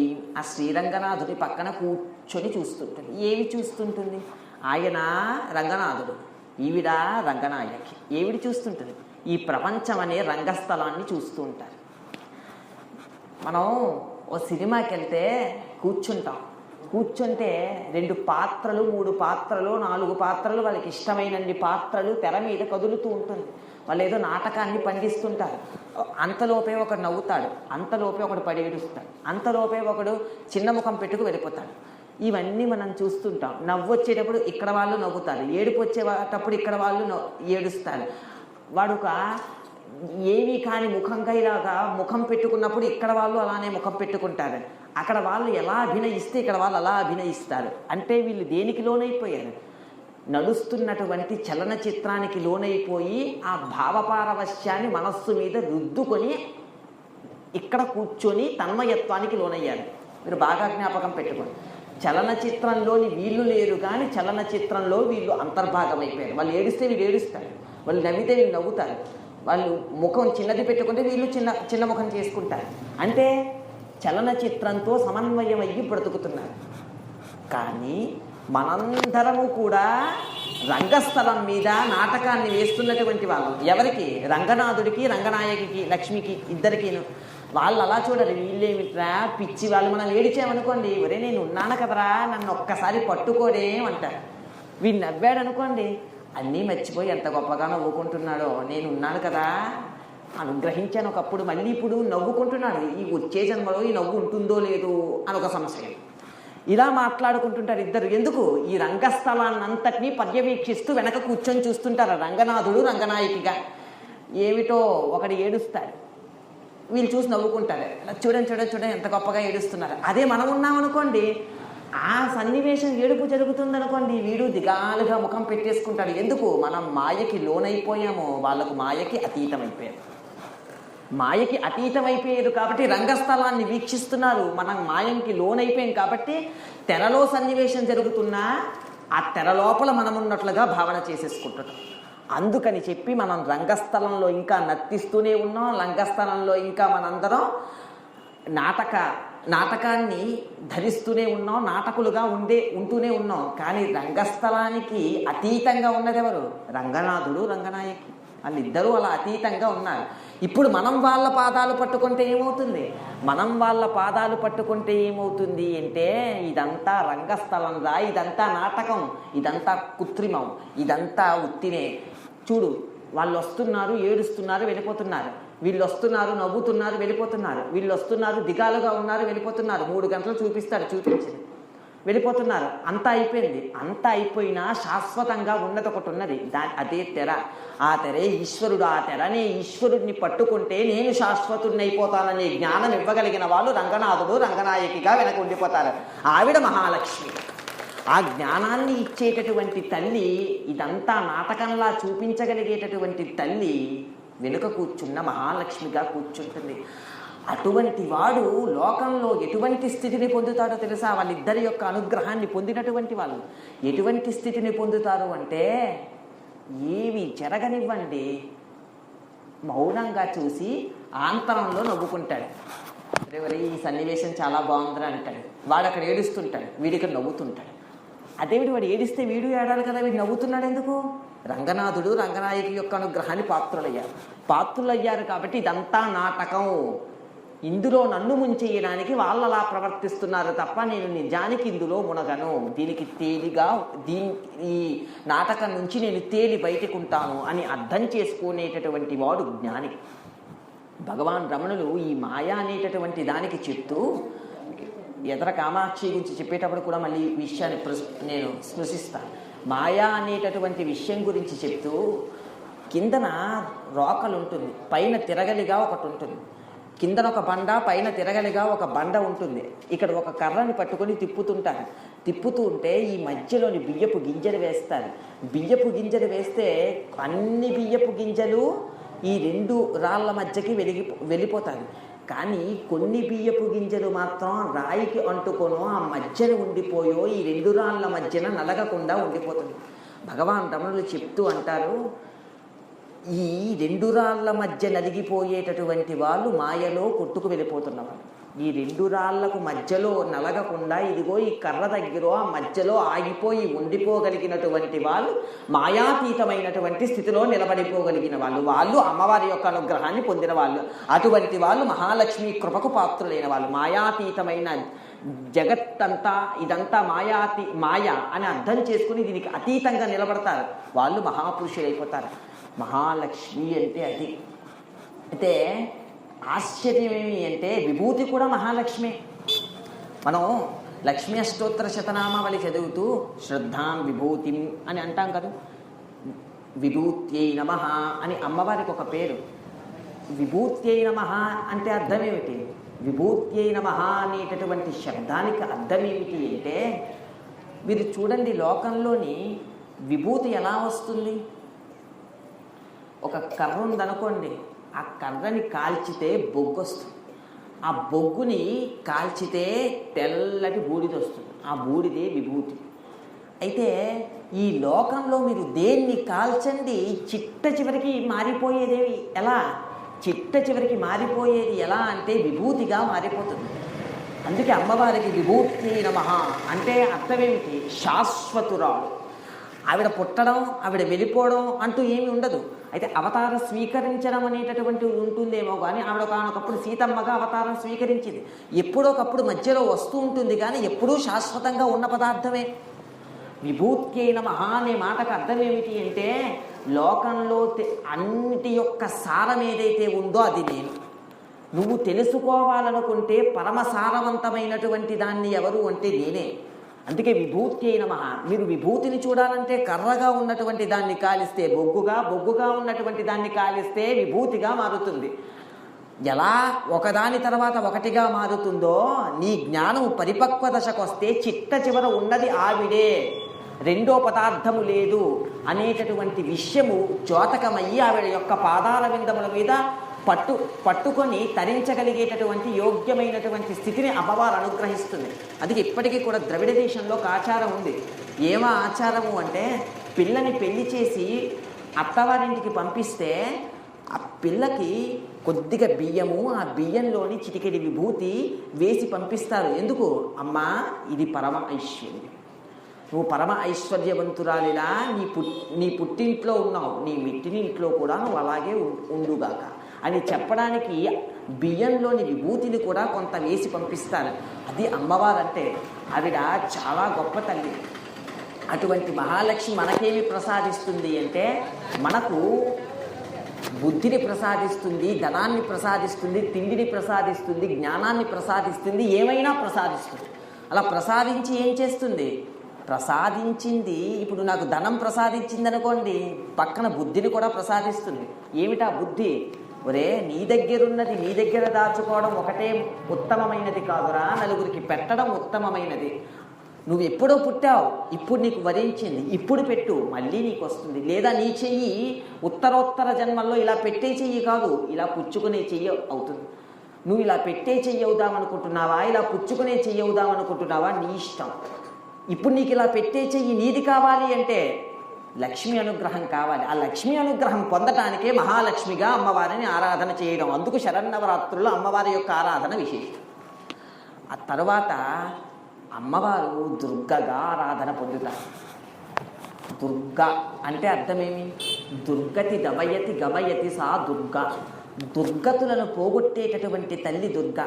ఇప్పటికీ కూడా ఎక్కడికైనా ప్రయాణం ప్రారంభించేటప్పుడు ఒక్కసారి దుర్గా అని అనుకుని ప్రారంభిస్తే ప్రయాణం, వాడు వెళ్తూ వెళ్తూ వెళ్తూ వాడికి ప్రమాదవశాత్తు బండి తిరగబడిపోయి బండి వాడి మీద పడిపోవలసినటువంటి అవస్థ ఏర్పడవచ్చు. వీడు వెళ్తూ ఉండేటప్పుడు దుర్గా అన్నాడు. దుర్గా అంటే ఏంటి? దుర్గతి దమయతి గమయతి సా దుర్గా. దుర్గతులను పోగొట్టేటటువంటి తల్లికి దుర్గా అని పేరు. వెళ్తూ ఉండేటప్పుడు నా పేరు తలుచుకుని వెళ్ళాడు కాబట్టి నేను రక్షించవలసినటువంటి కర్తవ్యం నా మీద ఉంది కాబట్టి వీడికి దుర్గతి నుండి నేను రక్షిస్తాను అని రక్షించి ఆ ప్రమాదం నుంచి తప్పించే తల్లి ఎవరో ఆవిడ దుర్గా. అందుకు దుర్గా నవరాత్రుల్లో దుర్గగా వీడిని ఆరాధన. అయితే ఇప్పుడు దుర్గగా ఎందుకు ఆరాధన అండి? ఆ దుర్గా నవరాత్రుల్లో 3 రోజులు దుర్గగా ఎందుకు ఆరాధన? ఎందుకు ఆరాధన అంటే తెలియనటువంటి అంటురోగాలు వ్యాధులన్నీ ప్రబలిపోతాయి. మేమందరం దుర్గతికి లోనైపోతామమ్మా. అటువంటి దుర్గతుల నుంచి మమ్మల్ని రక్షించగలిగినటువంటి ఏకైక తల్లివి నువ్వే తప్ప ఇంకొకరు లేరు కాబట్టి దుర్గగా నిన్ను ఆరాధన చేస్తున్నావు అని దుర్గగా విని 3 రోజులు ఆరాధన. అందుకు దుర్గారాధన. అయితే ఆ దుర్గే కామాక్షి, ఆ దుర్గే భువనేశ్వరి, ఆ దుర్గే శాకాంబరి, ఆ దుర్గే లలితాంబిక, ఆ దుర్గే బాలాత్రిపుర సుందరి, ఆ దుర్గే మీరు ఏ పేరు పెట్టినా రాజరాజేశ్వరి, ఏ పేరు పెట్టినా మన ఇష్టమే. ఆ దుర్గే అలా నిలబడుతుంది. అయితే ఇది చూడండి, ఆ దుర్గే కామాక్షి. అందుకే కామాక్షిగా ఉన్న ఆ తల్లి ఎలా ఉంటుంది అంటే, మీరు కామాక్షి అనే పేరుని మీరు పరిశీలించాలి. కా అంటే అర్థం ఏమిటి అంటే సరస్వతి. మా అంటే అర్థం ఏమిటి అంటే లక్ష్మి. అక్షి అంటే అర్థం ఏమిటి? కళ్ళు. కా అంటే సరస్వతీ కటాక్షాన్ని, మా అంటే లక్ష్మీ కటాక్షాన్ని, అక్షి అంటే కళ్ళు. తన 2 కళ్ళతోటి ఒకవైపు సరస్వతీ కటాక్షాన్ని, ఒకవైపు లక్ష్మీ కటాక్షాన్ని అనుగ్రహించగలిగినటువంటి తల్లి ఎవరైతే ఉందో ఆవిడ కామాక్షి. ఇప్పుడు సరస్వతి లక్ష్మి ఎవరిలోకి వెళ్ళిపోతారు? కామాక్షిలోకి వెళ్ళిపోతారు. అదే తత్వం. ఉన్నది ఒకటే, అన్నిగా విభజింపబడి కనబడుతూ ఉంటుంది. అందుకే కామాక్షి అలా 2 కళ్ళలో 2టిని అనుగ్రహించగలదు. ఒకానొకప్పుడు అనుగ్రహించింది. మూకశంకరులు పుట్టుకతో మూగవారు. కంచికామకోటికి పీఠానికి 20వ జగద్గురువులుగా ఆయన పుట్టే. అయితే అప్పటికి 19వ జగద్గురువులు ఉన్నారు కంచికామకోటి పీఠానికి. ఒకానొకప్పుడు కంచి కామాక్షి పరదేవత యొక్క ఆలయాన్ని ఏకాంత సేవ అన్నీ అయిపోయాక మూసాక అర్చకులు వెళ్ళిపోయారు. కానీ 2 మాత్రం కూర్చుని ఉన్నారు. ఒకరు శ్రీ విద్యా ఉపాసకులు, ఒకరు మూకశంకరులు. ఈ పిల్లవాడు పుట్టుకతో మూగవాడు. ఈయన శ్రీ విద్య ఉపాసన చేసి అమ్మవారిని శ్రీచక్రం ఎలా ఉపాసన చేసి ఆరాధన చెయ్యాలో అలా ఆరాధన చేసేవాడు. అమ్మవారు తాంబూల చర్వణం చేస్తూ బయటికి వస్తున్నటువంటి అమ్మ చూసింది ఇద్దరిని చూసి శ్రీచక్ర ఉపాసన చేసినటువంటి ఆ మహాపురుషుడైనటువంటి వారిని ఉద్ధరిద్దామని నోటిలో ఉన్నటువంటి తాంబూలపు పిడచ తీసి ఒక్కసారి నోట్లో పెట్టపోతే శ్రీ విద్యా ఉపాసకుడు అన్నాడు, ఆడదాన్ని ఎంగిలి నేను పుచ్చుకోను అన్నాడు. వెంటనే అమ్మ కదూ నాకు కూడా పెడుతుందేమో అని పక్కనున్న మూకశంకరులు నోరు విప్పితే అమ్మవారు ఒక్కసారి నవ్వి నోట్లో తాంబూలపు పిడచ పెట్టారు. తాంబూలపు పిడచ పెట్టడమేమి, ఒక్కసారి అమ్మవారు మందస్మితం మీద అంటే చిరునవ్వు మీద 100 శ్లోకాలు, అమ్మవారి మీద గొప్ప మీద ఆర్యాశతకం 100 శ్లోకాలు, అమ్మవారి యొక్క కడగంటి చూపు మీద 100 శ్లోకాలు, అమ్మవారి గురించి మొత్తం 500 శ్లోకాలు ఒక్క తిప్పుకోకుండా అలా చెప్పేస్తే అమ్మవారు పొంగిపోయి ఏం కావాలరా నాన్న, నీకేవరం కావాలని అడిగారు. అడిగితే మూకశంకరులు అన్నారు, అమ్మాయి వాక్కు తీసేయమ్మా. ఎందుకన్నారో తెలుసా? ఎందుకన్నారు అంటే, ఈ నోరుంటే ఎన్ని మాటలు మాట్లాడతావు, అక్కర్లేని మాటలు. అందుకు ఉపవాసాలతో పాటుగా మౌనవ్రతాలు కూడా చేయమంటారు. ఎందుకు అంటే బయట పెట్టే వినాయక నవరాత్రులకో వీళ్ళు పెట్టే సౌండ్ పొల్యూషన్ కన్నా ఈ ఉండగా చేసే సౌండ్ పొల్యూషన్ ఎక్కువ. అందులో అన్నీ పనికి మాలన్నమాట. ఏది భగవత్ సంబంధం ఉండదు. రోడ్డు మీద ట్రాఫిక్ జామ్ అయితే వీడికే ఇబ్బంది, కొద్దిగా ఎండున్నా వీడికి ఇబ్బంది. ఇంకా ఏమి అని మీద అడక్కండి. మాట్లాడడానికి ఎప్పుడు ఆ నోరు అవకాశం దొరుకుతుందా అని చూస్తూ ఉంటుంది. ఒక్క మాటలో చెప్పాలి అంటే మౌనంగా భగవత్ సంబంధమైనటువంటి విషయాలను ఆలోచన చెయ్యటంలో బుర్ర ఉండాలి. లేదా బుర్రకి నోరుకి కలిపి పని చెప్తే ఎప్పుడు పరదేవత గురించి 4 మాటలు చెప్పుకోవాలి, 4 మాటలు మాట్లాడుకోవాలి, భగవత్ సంబంధంగా 4 విషయాలు అడగాలి, వినాలి, లేకపోతే చెప్పాలి అనే ఉద్దేశ్యం కలగాలి. అది తప్ప ఇంకో విషయాల గురించి వాడు మాట్లాడుతున్నాడు అనుకోండి, నేను ఒక్క మాట అంటాను, మరి ఇంకేమనుకోకండి, ఆ నోరుండి వాడికి ప్రయోజనం లేదు. భగవత్ సంబంధం కాని మాటలు మాట్లాడుతున్నాడు అనుకోండి, ఆ నోరు అక్కర్లేదు. భగవత్ సంబంధమైన మాటలు మాట్లాడగలిగిన నోరు మాత్రమే నోరు. భగవత్ సంబంధమైన మూర్తిని చూడగలిగిన చూపులే చూపులు. భగవత్ సంబంధమైన కైంకర్యం చేసుకోగలిగిన చేతులే చేతులు. భగవంతుడి యొక్క సాన్నిధ్యంకి నడవగలిగినటువంటి కాళ్ళే కాళ్ళు. అవి తప్ప అన్యములు భగవత్ సంబంధానికి వినియోగపడనవి గొప్పవి అని చెప్పడం కుదరదు. కాబట్టి మూకశంకరులు ఏమని కోరుకున్నారు అంటే, అమ్మా ఈ వాక్కు తీసేయమ్మా, ఈ వాక్కు ఉంటే అల్లరంతా ఎక్కడ మొదలవుతుంది అంటే ఇక్కడే మొదలవుతుంది. ఎవరినో పొరపాటున బాగున్నారా అని అడిగామనుకోండి, అయిపోయింది అక్కడితో గంట. ప్రవచనం కూడా అంతసేపు జరగదు, వాళ్ళిద్దరు అంతసేపు జరుపుతారు అక్కడ. పోనీ సారాంశం ఏమిటని మీరు అడిగారు అనుకోండి, లోకంలో పెద్ద సారాంశం ఏమి ఉండదు. వీళ్ళిద్దరి వల్ల లోకంలో ఏం ప్రయోజనం జరిగిపోదు, ఎవ్వరికీ ఏం ప్రయోజనం జరిగిపోదు. వీళ్ళిద్దరి వల్ల పోనీ వీళ్ళకి ఏమైనా ప్రయోజనం జరిగిందా అంటే 1%, 2% జరగచ్చుగా, అంతకు మించి ఏం ప్రయోజనం జరిగిపోదు. నోరుండి అక్కర్లేని మాటలు మాట్లాడితే ఈశ్వరుడు చూస్తాడు, ఏమిట్రా వీడు అసాధ్యం అనుకుంటాడు. నోరుండి అక్కడికి వచ్చే మాటలు మాట్లాడుతున్నాడా, ఏమి మాట్లాడుతున్నాడా అని పొందిపోతాడు. నువ్వు ఎలా మాట్లాడతావు ఇష్టం.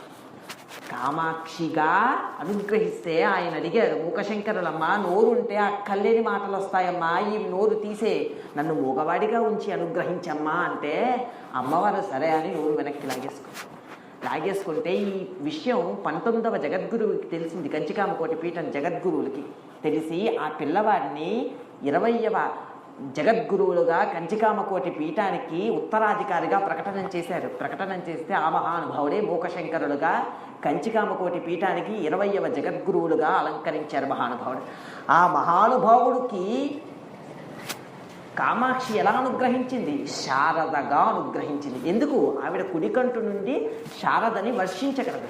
ఆ మూకశంకరులే మూకపంచశతిలో ఒక మాట అంటారు, విమలపటి కమలకుటి పుస్తక రుద్రాక్షసహస్తపుటి కామాక్షి పక్ష్మలాక్షి కలిత విపంచి విభాసి వైరించి అంటారు. విమలపటి స్వచ్ఛమైనటువంటి తెల్ల వస్త్రాన్ని కట్టుకున్నటువంటి తల్లి. మీరు కామాక్షిని చూడండి, పట్టుపుట్టం కట్టుకుంటుంది తప్ప ఎప్పుడు తెల్లని పట్టుపుట్టం కట్టుకోదు. మరి మూకశంకరులు ఏమంటున్నారు? విమలపటి, తెల్లటి పట్టుపుట్టాన్ని కట్టుకున్నటువంటి తల్లి విమలపటి. కమలకుటి, కమలాసనం వేసుకున్న కూర్చున్నటువంటి తల్లి. పుస్తక రుద్రాక్షసహస్తపుటి, పుస్తకము రుద్రాక్షము ఈ చేతి చిట్ట చివరి చిగురుల వరకు ఇలా పట్టుకునేటటువంటి తల్లి. పుస్తక రుద్రాక్షసహస్తపుటి. మీరు చూడండి, కామాక్షిగా పుస్తకము రుద్రాక్ష పట్టుకోదు. పుస్తకాన్ని రుద్రాక్షల్ని పట్టుకునే తల్లి ఎవరు? రుద్రాక్ష అంటే అక్షమాల జపమాల. నిన్న చెప్పుకున్న శారద పట్టుకుంటుంది, సరస్వతి పట్టుకుంటుంది. మరి మూకశంకరులు ఏమంటున్నారు? కామాక్షి పట్టుకుంటుంది అంటున్నారు. మరి కామాక్షి ఎక్కడ పట్టుకున్నట్లున్నది? అదే తత్వం. విమలపటి, కమలకుటి, పుస్తక రుద్రాక్షసహస్తపుటి, కామాక్షి పక్ష్మలాక్షి. కామాక్షి పక్ష్మలాక్షి ఒక్కసారి ఇలా చూసింది. ఈ కుడికన్ను ఒక్కసారి ఇక్కడికి తెచ్చి చూసినటువంటి చూపు పడింది. ఆ చూపు పడిన కారణం చేత ఆ పక్ష్మలాక్షి ఒక పక్షం అంటే ఒక్క చిట్ట చివరికి తెచ్చి చూసినటువంటి చూపు ఉందే, ఆ చూపు గురించి వర్ణన చేస్తున్నారు. కామాక్షి పేరు చెప్పేశారు. ఎవరు? సరస్వతి కాదమ్మా. నేను పొగుడుతున్నది ఎవరిని అంటే కామాక్షిని పొగుడుతున్నాను. కామాక్షి పక్ష్మలాక్షి కలిత విపంచి. అమ్మ చేతిలో విపంచి వీణను పట్టుకున్నదాన, విభాసి వైరించి. అలా వీణ పట్టుకుని నువ్వు అనుగ్రహిస్తే ఆ అనుగ్రహాన్ని చూసి బ్రహ్మగారు కూడా ఏమిటి నాకన్నా నా భార్య ఇంకొకరికి అనుగ్రహించింది అని అసహ్యించుకుంటాను. అంటే కుళ్ళు. ఎందుకు కుళ్ళు? సరస్వతి నాకన్నా ఆవిడికి అనుగ్రహించింది. ఎక్కడొచ్చిందో తెలుసా? సరస్వతి అనుగ్రహిస్తే ఇంత గొప్పగా ఉండదు, కామాక్షి అనుగ్రహిస్తే ఇంత గొప్పగా ఉంటుంది. సరస్వతీదేవి యొక్క భర్త అయినటువంటి బ్రహ్మగారు కూడా అదేమిట్రా, నా భార్య అయినటువంటి సరస్వతి నన్ను కూడా ఇంత గొప్పగా అనుగ్రహించలేదే, ఆవిడ కడగంటి చూపుతో ఇంత అనుగ్రహం అనుగ్రహించేసింది అని ఆ భక్తుల మీద నొచ్చుకుంటాడట బ్రహ్మగారు కూడా. అంత అనుగ్రహం అనుగ్రహిస్తుంది అమ్మవారిని అనుగ్రహిస్తే. ఆవిడ కామాక్షి, ఆవిడ మహాతల్లి. విమలపటి తెల్లటి పట్టుపుట్టం కట్టుకున్న తల్లి, కమలకుటి. అలా పద్మాసనం వేసుకొని కూర్చుంటుంది. పుస్తక రుద్రాక్షసహస్తపుటి, పుస్తకాన్ని రుద్రాక్షని 2 చేతుల చిగుళ్ళు వరకు వచ్చేటట్లుగా పట్టుకుంటుంది. కామాక్షి పక్ష్మలాక్షి అలా పట్టుకొని ఆ కామాక్షి పరదేవత పక్ష్మలాక్షి ఒక దిక్కుకి చిట్ట చివరికి తెచ్చి చూస్తుంది. కలిత విపంచి చేతిలో వీణ పట్టుకుంటుంది. విభాసి వైరించి బ్రహ్మగారు కూడా తబ్బిబ్బులైపోయేంత సరస్వతి అనుగ్రహాన్ని తన భక్తులైనటువంటి వాళ్ళకి అనుగ్రహించేస్తుంది. ఆవిడ అనుగ్రహిస్తుంది. ఇప్పుడు అనుగ్రహించిందా లేదా మూకశంకరులకి? ఇప్పుడు సరస్వతి వేరు కామాక్షి వేరు అని మీరు అనగలరా? కామాక్షిలోకి సరస్వతి వచ్చేస్తుంది.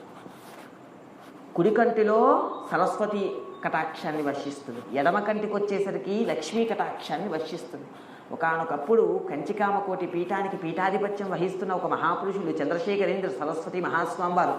ఎన్నో చంద్రశేఖరేంద్ర సరస్వతి మహాస్వామి వాళ్ళు ఉన్నారు. ఆ ముందు చంద్రశేఖరేంద్ర సరస్వతి మహాస్వామి వారు అమ్మవారికి పాలతోటి అభిషేకం చేస్తున్నారు.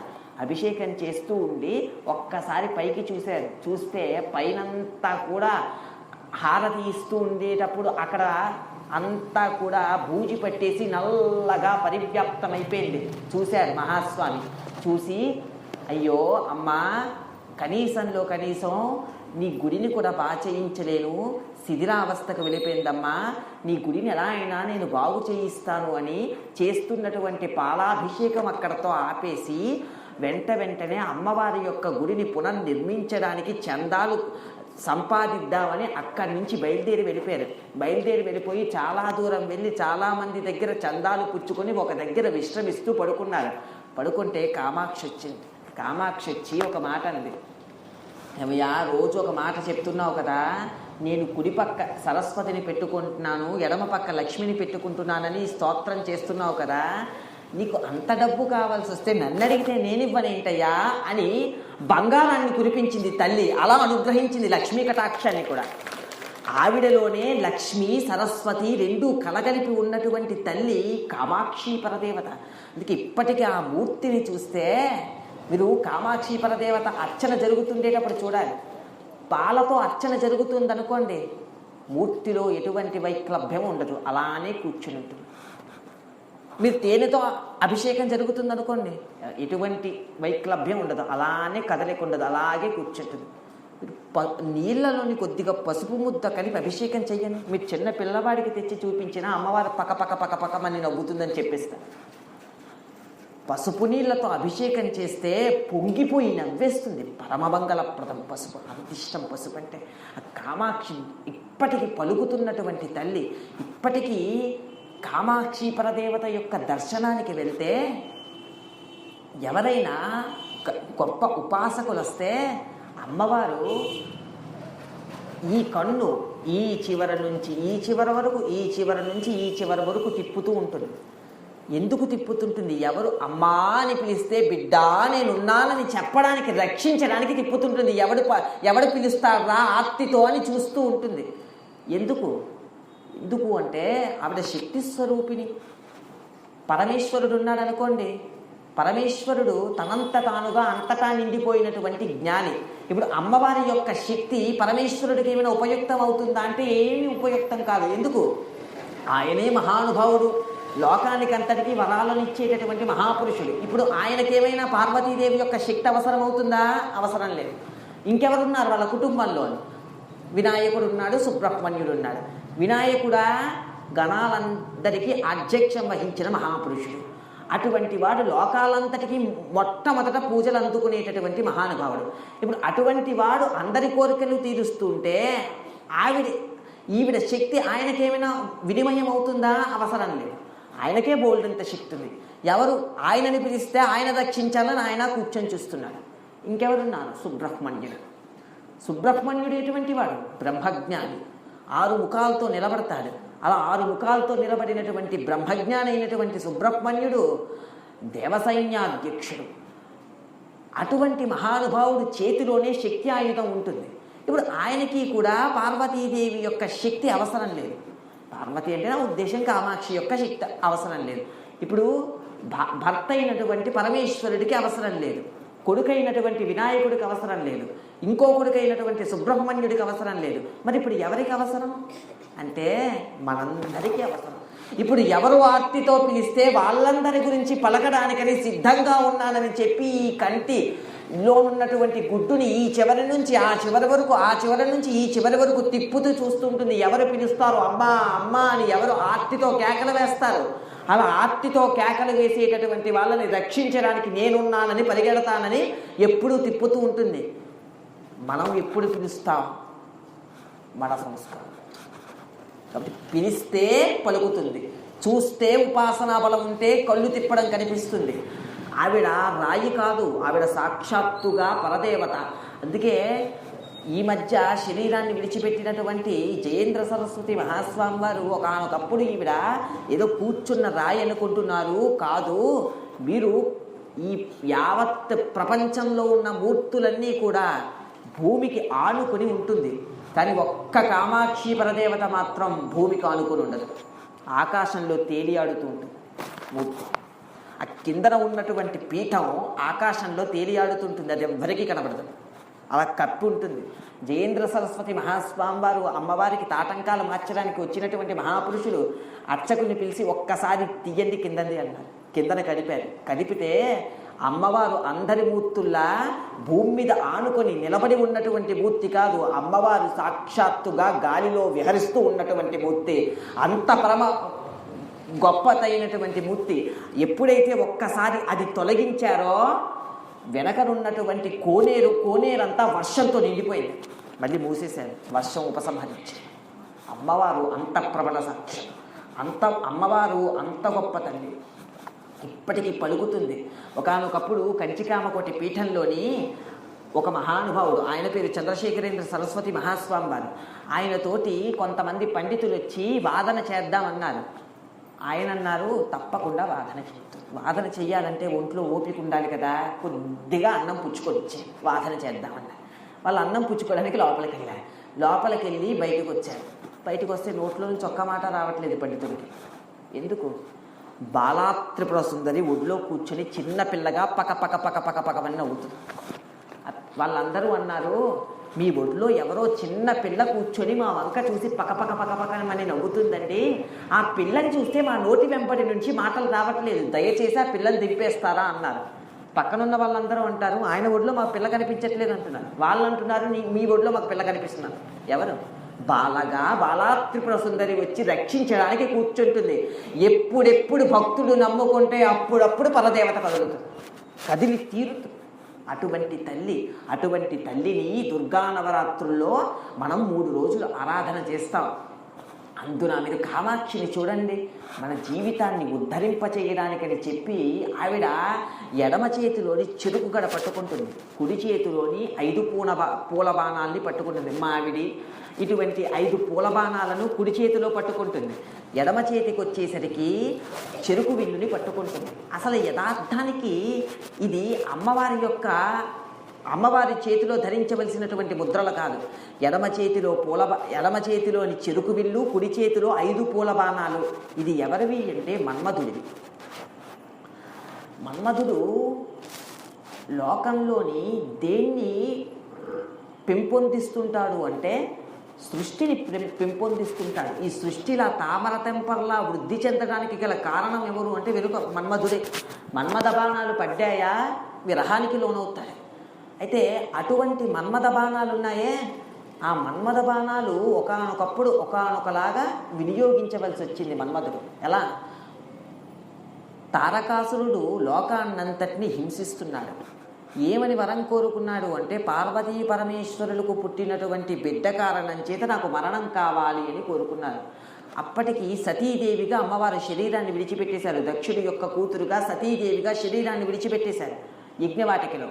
విడిచిపెట్టేస్తే ఇప్పుడు వాడి ఉద్దేశం ఏమిటి అంటే తారకాసురుడిది సతీదేవి లేదు, ఈశ్వరుడు తపస్సు చేసుకోవడానికి వెళ్ళిపోతున్నాడు, అమ్మవారు లేకపోతే అయ్యవారు బిడ్డడిని ఎలా కంటాడు, వాళ్ళిద్దరి కారణం చేత బిడ్డడు ఎలా ఉత్పన్నమవుతాడు, నా శరీరం ఎలా పడిపోదు, ఆనందంగా నేను ఇలాగే బతికేస్తాను అని చెప్పుకోవడానికి ఆ వరం కోరుకున్నాడు.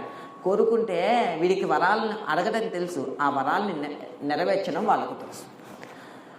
ఇది తెలుసు కదా. వెనుకటికి ఒక రాక్షసుడు హిరణ్యకశిపుడు, వాడేం కోరుకున్నాడు, ఉదయం కాదు రాత్రి కాదు సాయంత్రం వేళ, బయట కాదు లోపల కాదు, గుమ్మంలో, మనిషి కాదు మృగం కాదు, మనిషి మృగం కలిసినటువంటి నరసింహం, చచ్చింది కాదు బతికింది కాదు, గోళ్ళతో వచ్చి చంపేశాడా లేదా? చంపేశాడు. వాళ్ళకు కోరికలు అడగటం తెలిస్తే ఆ కోరికలను ఎలా నెరవేర్చాలో, ఆ కోరికలను ఛేదించి ఎలా రాక్షసుల్ని చంపాలో భగవంతుడికి తెలుసు. తారకాసురుడు ఏం కోరుకున్నాడు, శివపార్వతులకు ఇద్దరికీ కూడా బిడ్డడి పుడితే ఆ బిడ్డడి కారణం చేత నాకు మరణం కావాలి అని కోరుకున్నాడు. పరమేశ్వరుడు తపస్సు చేసుకుంటున్నాడు. ఒక పిల్లవాడు పుట్టాలంటే అమ్మవారు పుట్టాలి కాబట్టి హిమవంతుడు మేనాదేవికి ఇద్దరికీ కూడా పిల్లగా పార్వతిగా పుట్టేసి, పర్వతరాజపుత్రి పార్వతి ఆవిడ పుట్టేస్తే ఇప్పుడు జరగవలసింది ఏమిటి, పార్వతీ పరమేశ్వరుల వివాహం జరిగితే ఏమవుతుంది, పిల్లవాడు పుడతాడు. పిల్లవాడు పుడితే ఏమవుతుంది, పిల్లవాడు పుడితే తారకాసురుడి మీద బాణప్రయోగం జరుగుతుంది. బాణప్రయోగం జరిగితే ఏమవుతుంది, వాడు చచ్చిపోతాడు. వాడు చచ్చిపోతే ఏమవుతుంది, వీళ్ళందరూ ఆనందపడతారు. అసలు కష్టాల్లో కష్టమంతా ఏమిటో తెలుసా అండి, ఇంత ముద్ద పెట్టకుండా పని చేయించుకోవడం యథార్థం. కష్టాల్లో కష్టమంతా ఏమి అంటే, ఒరే అలిసిపోతున్నారా, చెమటలు వచ్చేస్తుందిరా, ఒంట్లో ఓపిక లేదురా అంట, నువ్వు చేస్తావా చస్తావా అని అడగడమే పెద్ద కష్టం. దేవతలందరికీ ఏది ఆహారం, యజ్ఞం ఆహారం. తారకాసురుడు యజ్ఞాన్ని జరిపించడు, వీళ్ళందరినీ వాడు సైన్యంగా ఉపయోగించుకుంటున్నాడు. అంటే యజ్ఞం వల్ల వచ్చేటటువంటి ఆహారాన్ని పుచ్చుకొనివ్వడు, ఒంటికి బలం లేదు, పనా చేయించుకుంటున్నాడు. ఇబ్బందిలో ఉన్నారా లేదా, వీళ్ళందరూ ఇబ్బందిని తీర్చడానికని చెప్పి వీళ్ళందరూ ప్రేరేపిస్తే మన్మధుడు బయలుదేరాడు. నేను ఎంత వాళ్ళకైనా కామాన్ని కల్పించగలను, పరమేశ్వరుడి మీద నేను నా చెరుకు విల్లు బాణాన్ని పట్టుకొని ప్రయోగిస్తే పరమేశ్వరుడు తపస్సు నుంచి భగ్నస్థితికి వస్తే పార్వతీదేవితోటి వివాహం జరుగుతుంది, కళ్యాణం జరుగుతుంది. అలా జరిగితే లోకానికి ఒక పిల్లవాడు పుడతాడు, పిల్లవాడు పుడితే మీ అందరి బాధలు తీరిపోతాయి అని మన్మధుడు బాణాన్ని ప్రయోగించాడు. పరమేశ్వరుడు చూసి నీ బాణాలకు నేను పడిపోతాను అనుకుంటున్నావా అని మూడో కన్ను తెరిచి సంహరించేశాడు. ఏమంటే అదో చిన్న తప్పే కదా, ఎందుకు సంహరించేయడం అని మీరు అడిగారనుకోండి, తప్పు చేస్తే తప్పుకు ఫలితము ఎప్పుడూ అనుభవించవలసిందే. అది ఎటువంటి వాడితో తప్పు చేశాడు, తండ్రితో సమానం. యథార్థానికి తత్వం వెళ్ళిపోతే తండ్రే. నారాయణుడు వేరు శివుడు వేరు కాదు. శివకేశవుడు ఇద్దరు ఎలా ఒకటో, కేశవుడు యొక్క కొడుకే మన్మధుడు. ఇప్పుడు తండ్రి మీద బాణం వేసినట్లుగా లేదా, శివకేశవుడు ఒకటైతే శివుడి మీద బాణం వేస్తే నారాయణుడి మీద బాణం వేసినట్లే. తండ్రి మీద బాణం వేయడం ఎంత తప్పో అంత తప్పు చేశాడు. అంత తప్పుకి శిక్ష ఉండాలా లేదా, శిక్షే చంపేస్తే అమ్మవారు చూశారు. ఎందుకు అమ్మవారు చూసి నవ్వారు, ఎందుకు నవ్వారు అంటే అమ్మవారి యొక్క భక్తురాలు ఎవరు అంటే రతీదేవి, మన్మధుడి యొక్క భార్య. ఆ రతీదేవి అమ్మవారిని ప్రార్థన చేస్తే అమ్మవారు బతికించారనుకోండి, ఇప్పుడు శివుడేమంటాడు, నేను చంపేవారిని నువ్వు బతికించేదాన్ని అంటాడు. అమ్మవారి పాతివ్రత్యం పోయిందా లేదా, అలా పోకూడదు. ఇప్పుడు బతికించాలి భక్తురాలి కోసం. భర్తకి అపరఖ్యాతి రాకూడదు, ఏం చేయాలి అని ఆలోచించి భక్తురాలు కథ కోరుకుంటుంది రతీదేవి బతికించమని. రతీదేవి యొక్క కంటికి కనబడేటట్లుగా బతికిస్తాను, లోకానికి ఎవ్వరికీ కనబడవలసిన అవసరం లేదు. అందుకు లోకానికి అంతటికీ కనబడకుండా భార్య అయిన రతీదేవికి మాత్రమే కనబడేటట్లుగా మన్మధుడిని సృజించి అంటుంది, ఒరే పంచపూల బాణాలు చెరుకు విల్లు నువ్వు పట్టుకుంటే పరమేశ్వరుడు పడిపోతాడు అనుకుంటున్నావా, నేను పట్టుకుంటే పడిపోతాడా, ఇగో నేను పట్టుకుంటున్నానని ఎడమ చేతిలోని చెరుకు విల్లు, కుడి చేతిలో 5 పూల బాణాలు పట్టుకుంది. పరమేశ్వరుడు నన్ను వివాహం చేసుకోమని బయలుదేరాడు. ఆవిడ చేతిలో ఎందుకు పట్టుకుంటుంది అంటే, మనందరము బిడ్డలము ఆవిడ్ని తల్లిగా చూడాలి. అలా కాకుండా అమ్మవారు దగ్గరికి వెళ్ళి ఎవరైనా నేను పురుషుడిని అని నిలబడ్డా శంకరులు సౌందర్యలహరిలో చెప్తారు, శివే శృంగారాద్ర తదితర జనే కుత్సనపర. శివుడి మీద శృంగార భావాన్ని పెట్టుకుంటుంది. ఎవరైనా నేను పురుషుడిని అని చూశాడా ఆవిడ కళ్ళ వెంబడి రౌద్రరసం బయటకు వస్తుంది. ఒకానొకప్పుడు కన్యకా పరమేశ్వరి అమ్మవారిని అలా ఒక రాజు చూశాడు. అమ్మవారికి కోపం వచ్చింది. అమ్మవారు యజ్ఞానికి ఆహుతి అయిపోయింది. ఆవిడ ఆహుతి చేసేసుకున్నారు. రాజు ఈ విషయం తెలిసి బయలుదేరుతుంటే వాడు గ్రామంకి రాబోయే ముందే శరీరాన్ని విడిచిపెట్టేశాడు. అమ్మవారిని అమ్మగా చూడడం గొప్ప, అమ్మవారిని ఒక స్త్రీ రూపంగా చూసి అవహేళనగా చూశారా అంటే అబలగా చూశారా ఆవిడ కళ్ళు ఎర్రబడతాయి. ఆవిడెవరు? ఈ సమస్తమైనటువంటి సృష్టిని పోషించగలిగినటువంటి తల్లి, పెంచగలిగినటువంటి తల్లి, లయం చేయగలిగినటువంటి తల్లి, సృష్టించగలిగినటువంటి తల్లి. అటువంటి తల్లికి చేతకానిదంటూ ఏమీ లేదు, సర్వము చేత అయినట్టు. అది చెప్పడానికి నీ చేతిలో పూల బాణాలు చెరుకు విల్లు పట్టుకుంటే శివుడు పడిపోడ్రా, నా చేతిలో పట్టుకుంటే పడిపోతాడు. నా చేతిలో పట్టుకుంటే దేవతల యొక్క కార్యం నెరవేరుతుంది, మా ఇద్దరికి సంతానం కలుగుతుంది అని చెప్పి ఎడం చేతిలో చెరుకు విల్లు, కుడి చేతిలో 5 పూల బాణాలు పట్టుకుంటే శివుడంతటి వాడు పరుగున వచ్చి నన్ను వివాహం చేసుకోమన్నాడు. వివాహం చేసుకోమంటే ఆవిడంటుంది, ఒకానొకప్పుడు నువ్వు అలా అడిగితే నేను వచ్చేసాను, ఇప్పుడు అలా కాదు, అలా పప్పులు ఉడకవు, మా నాన్నగారిని అడుగు, మా అమ్మగారిని అడుగు, వాళ్ళు ఒప్పుకుంటే నిన్ను వివాహం చేసుకుంటాను.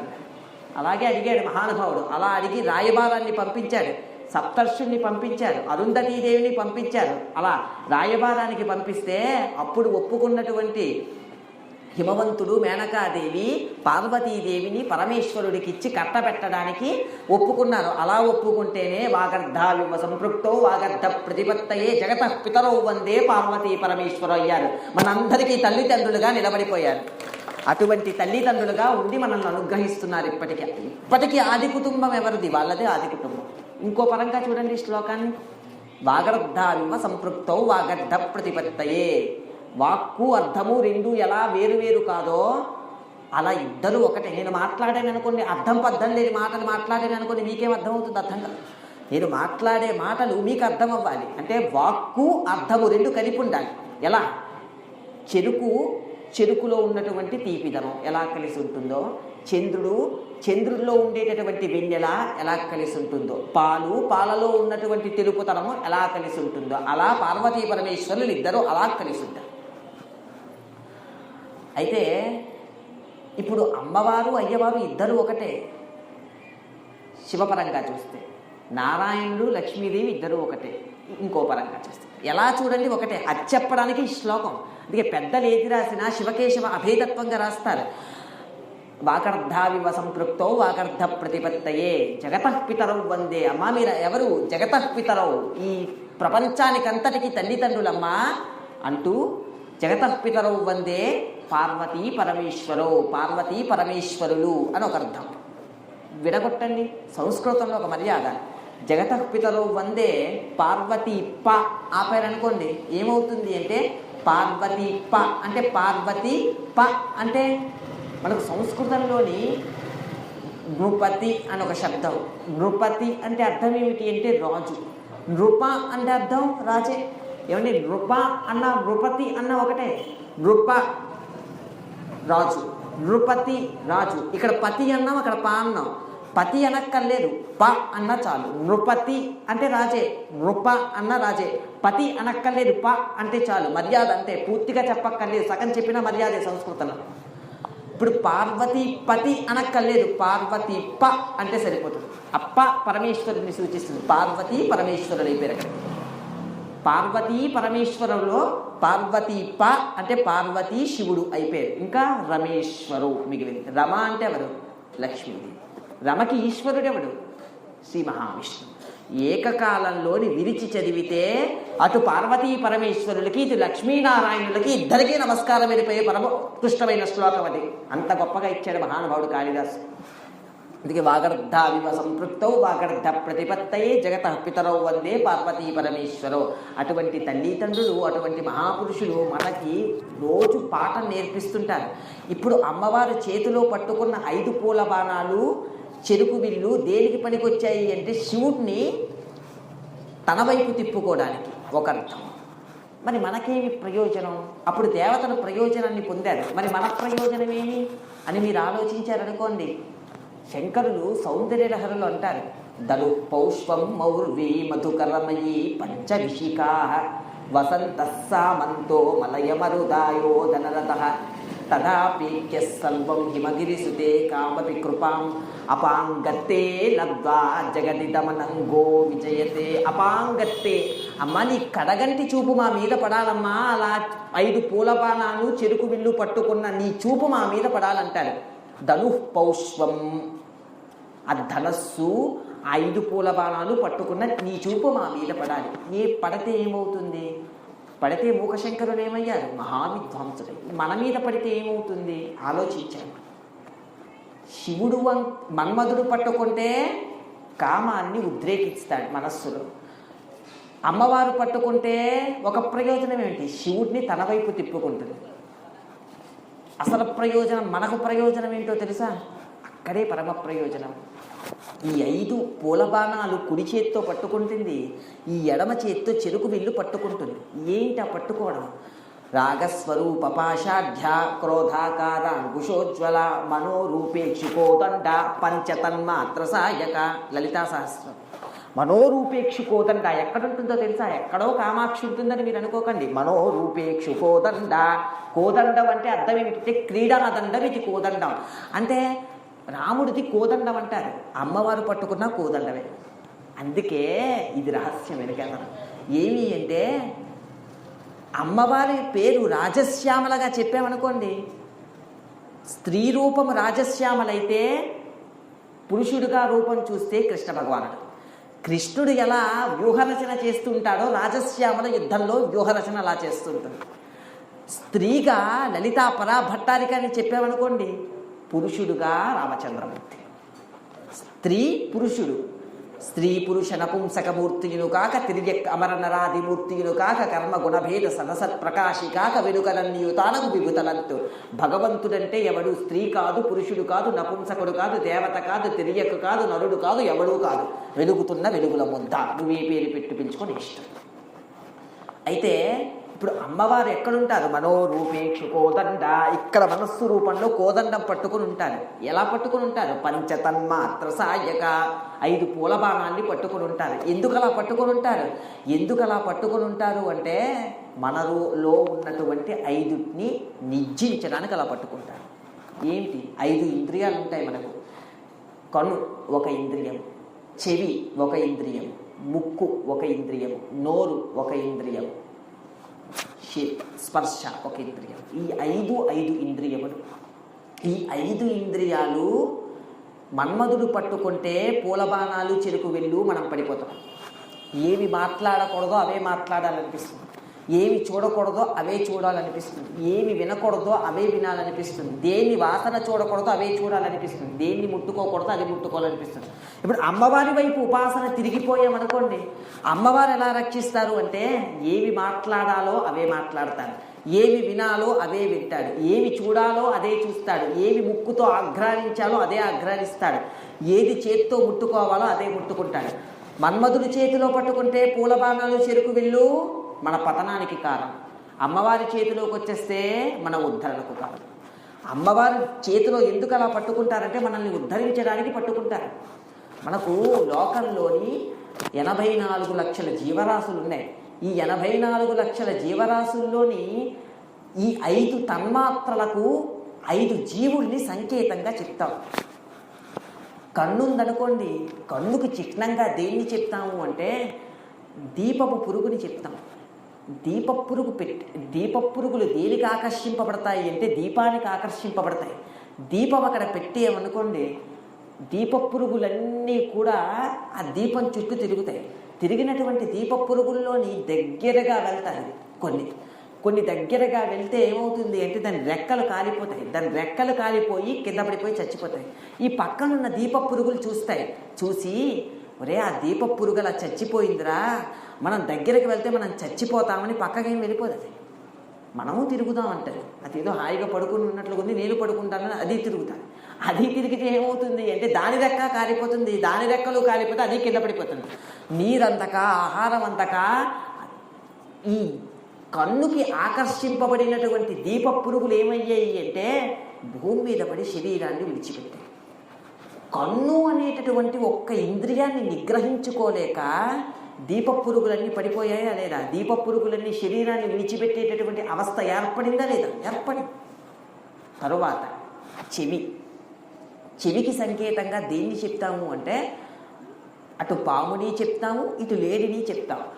లేడిని తీసుకున్నామనుకోండి, ఆ లేడి ఏం చేస్తుంది అంటే జింక ఏం చేస్తుంది అంటే ఎక్కడో గొప్ప పాట వినబడుతుంది. ఆ పాడేవాడు ఏదో లతా మంగేష్కరో, ఎంఎస్ సుబ్బలక్ష్మి గారో, బాలమురళీకృష్ణ గారో అవ్వాల్సిన అవసరం లేదు. వాడి గొంతుతో పాడడం మొదలు పెడితే చాలు, ఇది అటువైపు పరిగెడుతుంది. ఎందుకంటే దీనికి గానం అంటే అంత ఇష్టం. ఎటువైపు నుంచి గానం వస్తుందో ఆ దిక్కు వైపు పరిగెడుతుంది జింక. పరిగెడుతూ చూస్తూ అటువైపు వెళ్ళిపోతుంది. అటువైపు వెళ్ళిపోతే వేటగాడు చూస్తాడు, ఒరే వచ్చేసిందిరా జింక అని అక్కడున్న పెద్ద కర్రను తీసుకుంటాడు. పెద్ద కర్రను తీసుకొని దాని యొక్క కంఠ భాగం మీదకి విసురుతాడు. విసరడంతో ఆ కంఠ నొక్కుకుపోయి నొప్పెట్టేసి ఒక్కసారి తిరగబడిపోయి ఒళ్ళంతా పట్టేసి ఇంకా కదలలేనటువంటి స్థితిలో అక్కడ పడిపోయి ఉంటుంది. అలా పడిపోయి ఉన్నటువంటి స్థితిలో పడిపోయి ఉన్నటువంటి జింకని వేటగాడు వచ్చి ఒక్కసారి పట్టుకొని వెళ్ళి వాడు కావలసినటువంటి పనిని వాడు చేసుకుంటాడు. చెవి అనబడేటటువంటి ఒక్క ఇంద్రియాన్ని నిగ్రహించుకోలేనటువంటి కారణం చేత జింకల జాతి నశించిపోవడానికి కారణహేతువైందా లేదా? కారణం. 2, 3 వాసనకి మళ్ళీ 2 చెప్తారు. ఒకటి తుమ్మెద, ఒకటి చామరీ మృగం. మీరు చామరీ మృగాన్ని చూడండి.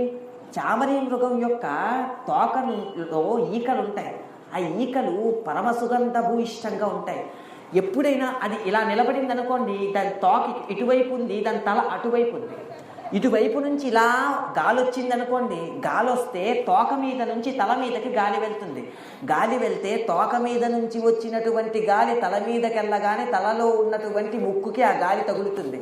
తగలగానే అది అనుకుంటుంది ఇటువైపు నుంచి ఏదో మంచి సువాసన వస్తుందని పరిగెడుతుంది. అలా పరిగెడుతుంది. ఎంతవరకు పరిగెడుతుంది అంటే ఎంతవరకు సువాసన వస్తుంది అనుకుంటుందో అంతవరకు పరిగెడుతుంది. కానీ సువాసన ఎక్కడి నుంచి వస్తుంది? అది తోక నుంచి వస్తుంది. అది తెలుసుకోదు. అలా పరిగెత్తి ఏమవుతుంది అంటే చివరిగా చచ్చిపోతుంది. ఆ పరుగులు తీసి దాహం వేస్తుందా, ఆకలేస్తుందా పట్టించుకోకుండా పరిగెడుతుంది. ముక్కు అనే ఒక ఇంద్రియానికి లోనయ్యి ఏమైంది? చామరీ మృగం మరణానికి లోనయ్యింది. అలా ఒక మృగం చచ్చిపోయింది. అలాగే నోరుకి దేనికి చిహ్నంగా చెప్తాము అంటే చేపని చిహ్నంగా చెప్తాం. చేపని పట్టాలి అంటే చేపలు పట్టేటటువంటి వాళ్ళు ఎలా పడతారు అంటే ఒక బావినో చెరువునో చూస్తారు, పైనుంచి చూస్తారు. బాగా నీళ్ళుంది, పుష్కలంగా నాచుంది, ఇక్కడ చాలా ఎక్కువ చేపలు ఉన్నాయి, చేపలన్నీ హాయిగా అటువైపు ఇటువైపు తిరుగుతుందని చూస్తారు. చూసి చేపల్ని పట్టుకోవాలనుకున్నటువంటి జాలరి ఏం చేస్తాడు అంటే ఒక వానపాముని పట్టుకొస్తాడు. వానపాము యొక్క మధ్యలోకి సరిగ్గా ఒక సూదిని దూరుస్తాడు. దానికి ఒక దారం కడతాడు. సూదిని దూర్చినటువంటి సూది బయటికి కనబడదు, బయటికి వానపాము కనబడుతుంది, పైన దారం కనబడుతుంది. ఆ దారంతో పైన పట్టుకొని ఈ వానపాములోకి గుచ్చినటువంటి సూదిని ఈ నీటిలోకి దింపుతాడు. అప్పుడే అటువైపు తిరిగి ఆడుకొని నాచు తిని కడుపు నిండగా ఉన్నటువంటి చేప ఏం చేస్తుందంటే ఏదో ఆహారం ఉన్నట్లుగా ఉంది, అక్కడికి వెళ్ళి దాన్ని కూడా తిందామనుకొని ఒక్కసారి లటక్కున నోట్లో పట్టుకోగానే ఆ సూది నోట్లోకి దిగబడిపోయి పరమ ఇబ్బందితోటి, పరమ ఒంటి నొప్పితోటి, నోటి నొప్పితోటి కదులుతుంది. కదలగానే పైన ఉన్న వాడికి అర్థమైపోతుంది. ఏమని అర్థమైపోతుంది అంటే ఏదో చేప వచ్చి ఈ వానపాముని తిన్నది కాబట్టి పైన ఊగుతున్నది అని ఒక్కసారి పైన ఆ దారం పట్టుకుని ఇలా లాగుతాడు. లాగగానే ఆ గేలానికి దొరికిపోయినటువంటి చేపతో సహా బయటకు వచ్చేస్తే చేపల పట్టుకున్న వాడికి చేప దొరికేస్తుంది. దాని తర్వాత వాడి ఇష్టం వచ్చింది వాడు చేసుకుంటాడు. అంటే ఏమైంది? నోరు అనబడేటటువంటి ఒక ఇంద్రియానికి లొంగిపోయినటువంటి వాడు చివర ఏ అవస్థకు వెళ్ళిపోయాడు? చేప ఏ అవస్థకు వెళ్ళిపోయింది? చచ్చిపోయే అవస్థకు వెళ్ళిపోయింది. ఇంకొకటి ఏమిటి? స్పర్శేంద్రియం. స్పర్శేంద్రియానికి చిహ్నంగా ఏ ప్రాణిని చెప్తారు అంటే ఏనుగుని చెప్తారు. అసలు ఆడ ఏనుగుకి చూస్తే మగ ఏనుగు ఇష్టం, మగ ఏనుగుకి చూస్తే ఆడ ఏనుగుకి ఇష్టం, ఒకటికొకటికి పరస్పరం ఇష్టం. అవి ఒకటికొకటి కనబడితే ఏం చేస్తాయి అంటే ఆడ ఏనుగు మగ ఏనుగు ఒకళ్ళ ఒళ్ళు ఒకళ్ళు రాసుకుంటారు, అది వాళ్ళకి ఇష్టం. కాబట్టి ఈ తెలివితేటలు ఉన్నటువంటి సర్కస్ వాళ్ళు, జూ వాళ్ళు ఏం చేస్తారు అంటే ఏనుగుల్ని పట్టాలి అంటే ఒక పెద్ద గోతిని తవ్వుతారు.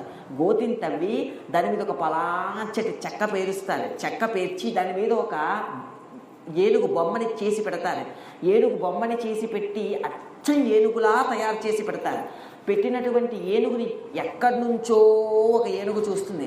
అక్కడ ఏదో ఏనుగున్నట్లుగా ఉంది, నా ఒంటితో దాని ఒంటిని రాపాడిస్తే నాశనవంతంగా ఉంటుంది, మనస్సు అని పరుగున పరిగెడుతుంది. పరిగెట్టి వచ్చే గాబరలోని అందు మీద ఒక అడుగు వేస్తుంది. అడుగు వెయ్యడమే సరే ఒక్కసారి ఇలా బోర్లా పడి తిరిగి ఆ గోతులో పడిపోతుంది. ఆ చెక్క విరిగిపోతుంది. పడిపోయినటువంటి ఏనుగుకి ఒక్క 10 రోజుల వరకు ఏమీ పెట్టరు. దానిక ఆడుకోవడం ఇష్టం, దానిగా విరవడం ఇష్టం. అక్కడ విరవడానికే ఉండదు, ఆడుకోవడానికే ఉండదు. దిగితే మనం దిగాలి ఆడుకోవడానికి అక్కడికి. కాబట్టి అక్కడ ఏమీ ఉండదు. ఏమీ ఉండకపోతే ఆ 10 రోజుల తర్వాత ఒక 10 అరటిపళ్ళు పెడతాడు. అరటిపళ్ళు పెట్టి బయటికి తీస్తాడు. తీసి ఇంకా వీరికి నచ్చినట్లుగా ఆడించుకుంటాడు. దీనికి కట్టేటటువంటి గొలుసు అదే తెచ్చుకుంటాడు. దీని మీద పైకెక్కాలంటే అదే కాళ్ళు దింపి పైకెక్కించుకుంటాడు. 100 మంది మధ్య ఉన్నా నిశ్శబ్దంగా నడవడం నేర్చుకుంటాడు. ఇతపూర్వంలా దొరికినటువంటి చెట్లు చేమల్ని విరగ్గొట్టేసి విసిరేయడం ఉండదు. ఎందుకు? నేర్చుకున్నది ఒకళ్ళ దగ్గర. ఎందుకు అది అలా నేర్చుకోవాల్సిన అవసరం వచ్చింది? ఎందుకు దాని జాతి అలా బంధింపబడవలసినటువంటి అవసరం వచ్చింది? ఎందుకు వచ్చింది అంటే స్పర్శ అని ఒక ఇంద్రియానికి లోనైపోయింది కాబట్టి, లొంగిపోయింది కాబట్టి అలా మారిపోయింది. 5 ఇంద్రియాలకు 5 ప్రాణులు. చెవికి జింక, కనుకి దీపపు పురుగులు, అలాగే ముక్కుకి చామరీ మృగం, అలాగే నోరుకి చేప, స్పర్శకి ఏనుగు. 5 ఇంద్రియాలకు చిహ్నంగా 5 ప్రాణులు. ఒక్కొక్క ప్రాణి ఆ ఇంద్రియానికి అతీవ బలవత్తరంగా లోనైపోయినటువంటి ప్రాణి. ఇప్పుడు అమ్మవారి చేతిలో 5 పూల బాణాలు, చెరుకు విల్లు ఎందుకు పట్టుకుంటుందో తెలుసా? ఎందుకు పట్టుకుంటుంది అంటే ఒక్కొక్క ప్రాణికి ఒకటే బలహీనతరా. నువ్వు మనుష్య జన్మ ఎత్తావు, అన్నీ బలహీనతే, అన్నీ బలహీనమే. కొత్త మామిడికాయ అంటాడు, కొత్త పచ్చడి అంటాడు, పేరు చెప్పగానే నోరూరుతుంది. అన్నీ బలహీనతే. బలహీనత కానిదంటూ ఏమీ లేదు. ముట్టకూడనివే ముట్టాలనిపిస్తుంది, చూడకూడనివే చూడాలనిపిస్తుంది. మీరు చూడండి, వినకూడనివే వినాలనిపిస్తుంది, మాట్లాడకూడనివే మాట్లాడాలనిపిస్తుంది, ముక్కుతో వాసన చూడకూడనివే వాసన చూడాలనిపిస్తుంది. ఇలా బతుకుతున్నటువంటి జీవితము పరదేవత వైపు తిరిగిపోవాలి అంటే ఏకైక మార్గం ఏమిటి అంటే ఆ 2 చేతుల్లో ఉన్న, ఒక చేతిలో చెరుకు విల్లు, కుడి చేతికి వచ్చేసరికి పంచపూల బాణాలను ఎవరైతే ధ్యానం చేస్తారో, ఎవరైతే ఉపాసన చేస్తారో వాళ్ళు లౌకిక విషయాల నుంచి ఆధ్యాత్మిక విషయాల వైపు తిరిగిపోతారు. అందుకు అమ్మవారు అది పట్టుకుంటారు. ఆ తర్వాత వాడికి ఏమి అలవాటు అవుతుందో తెలుసా? జీవితంలో అది ధ్యానం చేసి పరిపుష్టమైపోతే ఏం అలవాటు అవుతుంది అంటే ఈ కళ్ళతో చూస్తాడు. దేన్ని చూస్తాడు అంటే ఈశ్వరమూర్తిని చూస్తాడు. ఈ కళ్ళతో మనుష్యుల్ని చూస్తాడు. చూసినా ఎలా చూస్తాడంటే ఒక ఈశ్వరుడు ఇన్ని రూపాల్లో కనబడుతున్నాడని చూస్తాడు. అలా చూసి పొంగిపోతాడు. ఈ చెవితో వింటాడు, ఒక ప్రవచనం వింటాడు. ఈ చెవితో వింటాడు, అమ్మవారి మీద చేసిన కీర్తన వింటాడు. ఈ ముక్కుతో వాసన పీలుస్తాడు, అమ్మవారికి పెట్టించినటువంటి నిర్మాల్యాన్ని ఒక్కసారి ఆ పువ్వుల్ని దగ్గర పెట్టుకొని ఆ వాసన చూసి పొంగిపోతాడు. నోటితో మాట్లాడతాడు, అమ్మవారు నామము, అమ్మవారి సంబంధమైన మాటలు మాట్లాడతాడు, అన్య విషయాలు మాట్లాడతాడు. ఈ చేత్తో ముట్టుకుంటాడు, ఏదైనా భగవత్ సంబంధమైన మాత్రమే ముట్టుకుంటాడు, అన్యాయం ఆయన స్పృశించడం ఆయనకు అక్కర్లేదు. ఇతపూర్వం లౌకికం, ఇప్పుడు ఆధ్యాత్మికం. మధ్యలో ఎవరు వచ్చారు? అమ్మవారు వచ్చారు. అమ్మవారు వచ్చి అమ్మవారి యొక్క చేతిలో పంచపూల బాణాలు, అమ్మవారి చేతిలో ఉండేటటువంటి చెరుకు గడ ఎవడు ఉపాసించి ధ్యానం చేస్తాడో లౌకికమైనటువంటి విషయాల మీద తిరిగిపోయి వ్యంపల్లాడ్డం మానేసి పరమేశ్వరుడు వైపు తిరిగిపోయేటటువంటి స్థితిని మనకు అనుగ్రహిస్తుంది. అందుకు మనోరూపేక్షుకోదండా పంచతన్మాత్ర సాయక ఇక్కడ కూర్చుంటుంది. చెరుకు కర్ర 5 పూల బాణాలు పట్టుకొని కూర్చుంటుంది. అందున ఆవిడ చెరుకు కర్ర ఎందుకు పట్టుకుంటుంది చూడండి. ఎందుకు పట్టుకుంటుంది అంటే శాస్త్రంలో చెరుకు కర్రకి పేరేమిటి అంటే ఇక్షుదండం. శాస్త్రంలో మనిషి శరీరానికి పేరేమిటో తెలుసా అండి? ఇక్షుదండం అని. చెరుకు కర్ర అని మనిషి శరీరానికి పేరు. ఎందుకు పేరో తెలుసా? మీరు చెరుకు కర్ర నుంచి చెరుకు తీసి దాన్ని బెల్లంగా మార్చే ప్రక్రియని చూడండి. 2 తిరుగుతున్నటువంటి చక్రాల మధ్యలోని చెరుకు కర్రని పెడతారు.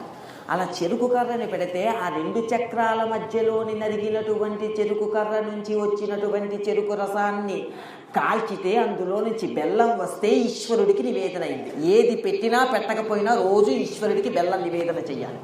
బెల్లానికి నిలువ దోషం లేదు, అందుకు బెల్లాన్ని నివేదన చెయ్యాలి. అయితే ఆ బెల్లం ఎలా వచ్చింది? 2 తిరుగుతున్న చక్రాల మధ్యలోని చెరుకు కర్రని పెడితే అందులో నుంచి వచ్చినటువంటి రసాన్ని పట్టుకు కాలిస్తే అందులో నుంచి బెల్లం తయారైతే అది ఈశ్వరుడికి నివేదన అయింది. ఇది మన జీవితానికి అన్వయించండి. చెరుకు కర్ర అంటే శాస్త్రం ప్రకారంగా ఏమిటో కాదు, ఈ శరీరమే. ఒక చెరుకు కర్ర నుంచి చెరుకు రసం ఎప్పుడొచ్చింది? చెరుకు కర్ర నుంచి చెరుకు రసం ఎప్పుడొచ్చింది అంటే 2 చక్రాల మధ్యలో నలగడం వల్ల వచ్చింది.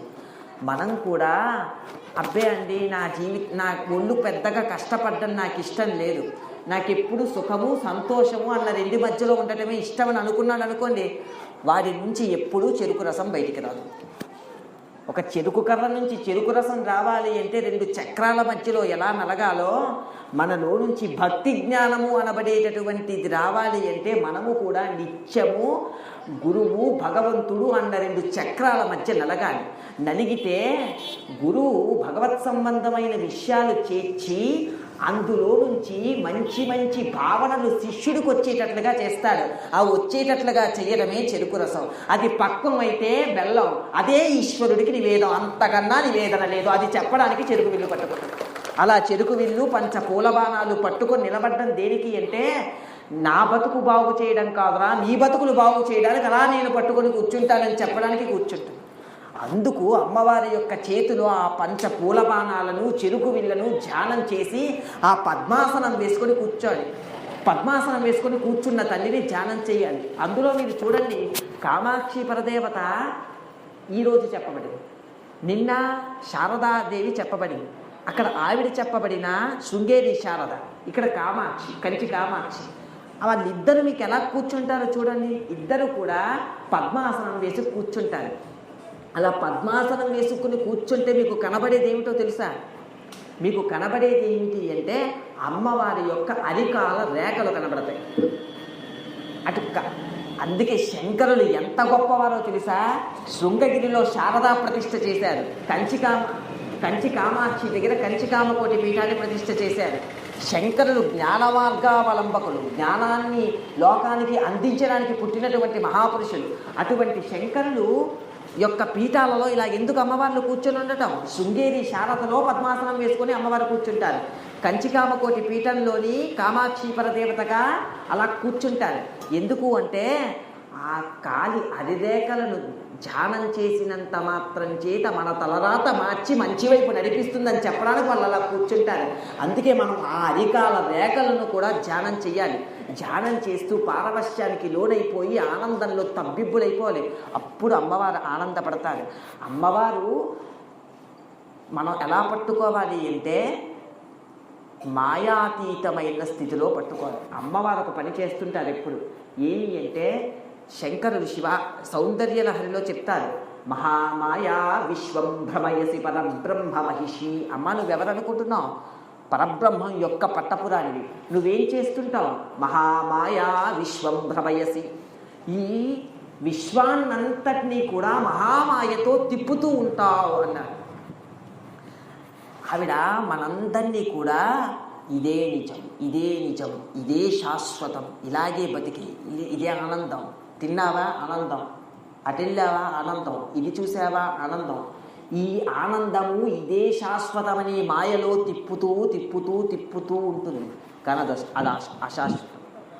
ఎంతవరకు శాశ్వతం? నువ్వు ఉంటే శాశ్వతం. నువ్వు జాగ్రత్తగా కూడబెట్టిన నీ డబ్బు ఎంతవరకు నీ డబ్బు? నువ్వు శరీరంతో ఉన్న వరకు. నువ్వు శరీరంతో వెళ్ళిపోతే ఇంకా అది నీ డబ్బు కాదు, నీకు దాని మీద అధికారం ఉండదు. ఆ డబ్బు ఎవరిదవుతుంది? నీ కొడుకుతో అవుతుంది. నువ్వు వెళ్ళి ఆత్మగా వెళ్ళి పట్టుకొని వస్తానను, ముట్టుకోగలగలను చూద్దాం, కుదరదు. నువ్వు ఎంతవరకు ఉంటావో అంతవరకు నీ డబ్బు, ఎంతవరకు పుణ్యం చేసుకుంటావో అంతవరకు నీ డబ్బు, ఎంతవరకు దానం చేసుకుంటావో అంతవరకు నీ డబ్బు. అలా నీకు అర్థం అవ్వాలి అంటే, అలా నీకు దానం చేయాలనే బుద్ధి పరిపక్వంకి రావాలి అంటే, రే ఇదంతా మాయలో తిప్పుతుంది, నాది నాది నాది నాది అనుకోవడం అజ్ఞానం, నీది అనుకోవడం జ్ఞానం. నన్ను ఇలా అజ్ఞానంలో తిప్పుతున్న తల్లి యొక్క పాదాలను పట్టుకుంటే, అజ్ఞానంలో తిప్పుతున్న తల్లి ఆవిడే, జ్ఞానం వైపు తిప్పగలిగిన తల్లి ఆవిడే, కాబట్టి జ్ఞానం వైపు నన్ను తిప్పేస్తుంది, కాబట్టి ఆవిడ పాదాలు పట్టుకుంటా అని పాదాలు పట్టుకోవాలి. అప్పుడు మాయ నుంచి జ్ఞానం వైపు నడిపిస్తుంది. అది ఆవిడ యొక్క గొప్పతనం. అయితే ఈ మాయ సాధారణమైనటువంటి మాయ కాదు. ఒకానొకప్పుడు మన్మధుడు అనుకున్నాడు కృష్ణ భగవాను చూసి, అనుకుని ఏమిటో ఈ రాసలీలేమిటో, ఈ గోపికలతో విహరించడం ఏమిటో, నేను చూడు ఇప్పుడు ఏం చేస్తానో. కృష్ణుడు అస్కలిత బ్రహ్మచారి అంటారు కదా, అంటే అందరి దగ్గర మాయ కల్పిస్తుంటాడు కదా. నిజంగా కృష్ణుడికి కామం పొటమరించేటట్లుగా చేస్తాను, నా పంచపూల బాణాలు చెరుకు విల్లుతో అనుకొని చెరుకు విల్లు పట్టుకొని ఒక్కొక్క పూల బాణాన్ని కృష్ణుడి మీద వేశాడు. వేస్తే ఒక్కొక్క పూల బాణం వెళ్తుంది అమ్మవారి కృష్ణుడిలో కలిసిపోయింది. 1 వేసాడు, 2 వేసాడు, 3 వేసాడు, 4 వేసాడు, 5 వేసాడు. 5 కూడా కృష్ణ పరమాత్మలో కలిసిపోయింది. చివరికి చేతిలో చెరుకు విల్లు ఉంది. ఈ చెరుకు విల్లును కూడా ప్రయోగించాడు, అది కూడా కృష్ణ పరమాత్మలో కలిసిపోయింది. కలిసిపోతే ఏమిటో అర్థం కాలేదు మన్మధుడికి. అదేమిటి, నేను ఒకానొకప్పుడు బాణం వేస్తే బ్రహ్మగారంత వారు కూడా ఇంతమంది సభలోని ఒక్కసారి లేచిపోయి తాను సృష్టించినటువంటి తన కూతురు వెంట పడ్డాడే, నా పూల బాణాలకు అంత గొప్పతనం ఉందే. ఇప్పుడు అటువంటి పూల బాణాలు కృష్ణ పరమాత్మ మీద వేస్తే ఎందుకు పని చెయ్యలేదు అనుకున్నాడు. పక్కన రాసలీల చేస్తున్న గోపికలు అదృశ్యమైపోయారు, కృష్ణ భగవానుడు అదృశ్యమైపోయాడు. అంత కాంతిలా కనబడింది, కాంతిమయం అయిపోయింది.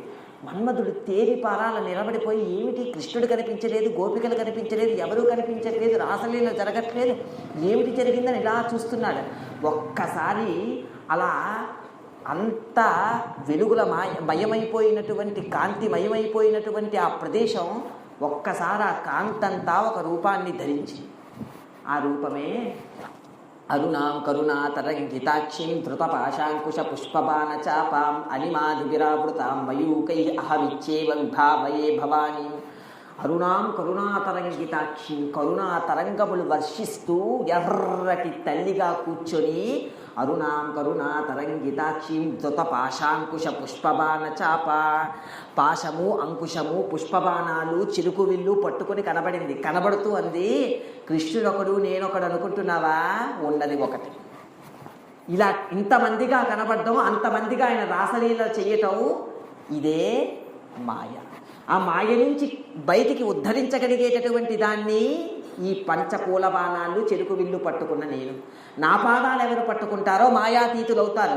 నువ్వు పంచపూల బాణాలు చెరుకు విల్లు పట్టుకొని కృష్ణుడి మీద ప్రయోగిస్తే పనికొస్తుంది అనుకుంటున్నావా? నీకిచ్చిన దాన్నే నేను, కృష్ణుడుగా ఉన్నది నేనే. నా మీద నువ్వు పంచపూల బాణాలు చెరుకు విల్లు పట్టుకొని ప్రయోగిస్తే నేనిచ్చిన బాణాలతో నా మీద ప్రయోగించడం అవుతుంది. అందుకు పని చెయ్యదు. ఆయనొకరు నేనొకరు, ఇదే మాయ. మనం రాముడి దగ్గరికి వెళ్తాం, కృష్ణుడిని తిడతాం. శివుడి దగ్గరికి వెళ్తాం, కేశవుడిని తిడతాం. అంటే ఇంకేమీ లేదు. ప్యాంటు షర్ట్ వేసుకున్న నన్ను పొగిడి, పంచ కట్టుకున్న నన్ను తిట్టడం, అంతకుమించి ఇంకేమీ లేదు. అర్థం చేసుకుంటే ఈయనే ఆయన, ఆయనే ఈయన, ఉన్నది ఒకటే. ఏకం సత్విప్రాహ బహుధా వదంతి, ఉన్నది ఒకటే అంటుంది వేదం. ఆ ఉన్న ఒకదానికి నువ్వు ఏ పేరు పెట్టి పిలుచుకున్నా నీ ఇష్టం. అలాగని పేర్లతోని రూపాలతోటి కొట్టుమిట్టాడావా, దానితో తగువులు పడ్డావా, ఇదే మాయ. పేర్లు రూపాలు నుంచి బయటపడిపోయావా, మాయాతీతమైన స్థితిలో నిలబడ్డాం. పేరుకి రూపానికి కట్టుబడిపోయావా, ఇంకా మాయలో తిరుగుతూనే ఉన్నావు. ఎప్పుడు మాయ నుంచి బయటకు వస్తావు? అమ్మవారి యొక్క చేతిలో ఉన్న పంచ పూలబాణాలు చెరుకు విల్లు కనబడితే ధ్యానం చేస్తే అప్పుడు బయటకు వస్తావు. ఒకానొకప్పుడుకి మన్మధుడికి కనబడింది కృష్ణ పరమాత్మ వేరు, అమ్మవారు వేరు కాదనేటటువంటి స్థితికి వచ్చాడు. నీకు అర్థం అవ్వాలంటే మళ్ళీ అదే చేతులు పట్టుకో, అదే పూల బాణాలు పట్టుకో, అదే చెరుకు గడ పట్టుకో, నువ్వు తరిస్తావు. జీవితంలో తరించడం ఎక్కడుంది? అమ్మవారిని ధ్యానించడంలో. అలా తిరిగిపోతుంది. కాబట్టి అమ్మవారంటే అంత గొప్పవారు. అటువంటి శరన్నవరాత్రులు వచ్చేస్తుంది, అమ్మవారు ఉపాసనకి యోగ్యమైనటువంటి కాలం వచ్చేస్తుంది. అటువంటి కాలంలోని శరన్నవరాత్రులు చెయ్యాలి అంటే అర్హత ఏమిటో తెలుసా? శరన్నవరాత్రులు చెయ్యాలంటే అర్హత ఏమిటి అంటే భాద్రపద మాసంలో వచ్చేటటువంటి చిట్ట చివరి తిథైనటువంటి అమావాస్య ఉందే, ఆ అమావాస్య నాడు రాత్రి ఉపవసించడం అర్హత. అలా ఉపవసించని వారు శరన్నవరాత్రులు చేయడానికి అర్హత కోల్పోయేవారు. భాద్రపద మాసంలో అమావాస్య నాడు రాత్రిపూట ఎవరు ఉపవసిస్తారో వాళ్ళు శరన్నవరాత్రులు చేయడానికి అర్హత సంపాదించుకున్నవారు.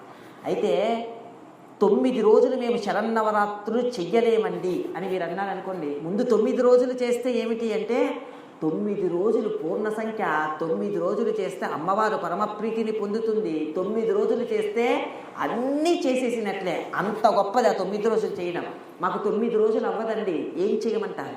9 రోజులు అవ్వకపోతే చిట్ట చివరి 3 రోజులైనా చెయ్యాలి. మాకు 3 రోజులు కూడా అవ్వదండి, చిట్ట చివరి 1 రోజైనా చెయ్యాలి. అంటే 9 కాకపోతే 3, 3 కాకపోతే 1, ఆ ఒక్క రోజైనా ఉపాసన చెయ్యాలి. ఈ 9 రోజులు కూడా రెండిట్లో ఏది పుచ్చుకున్నా వాళ్ళ ఇష్టమే. 1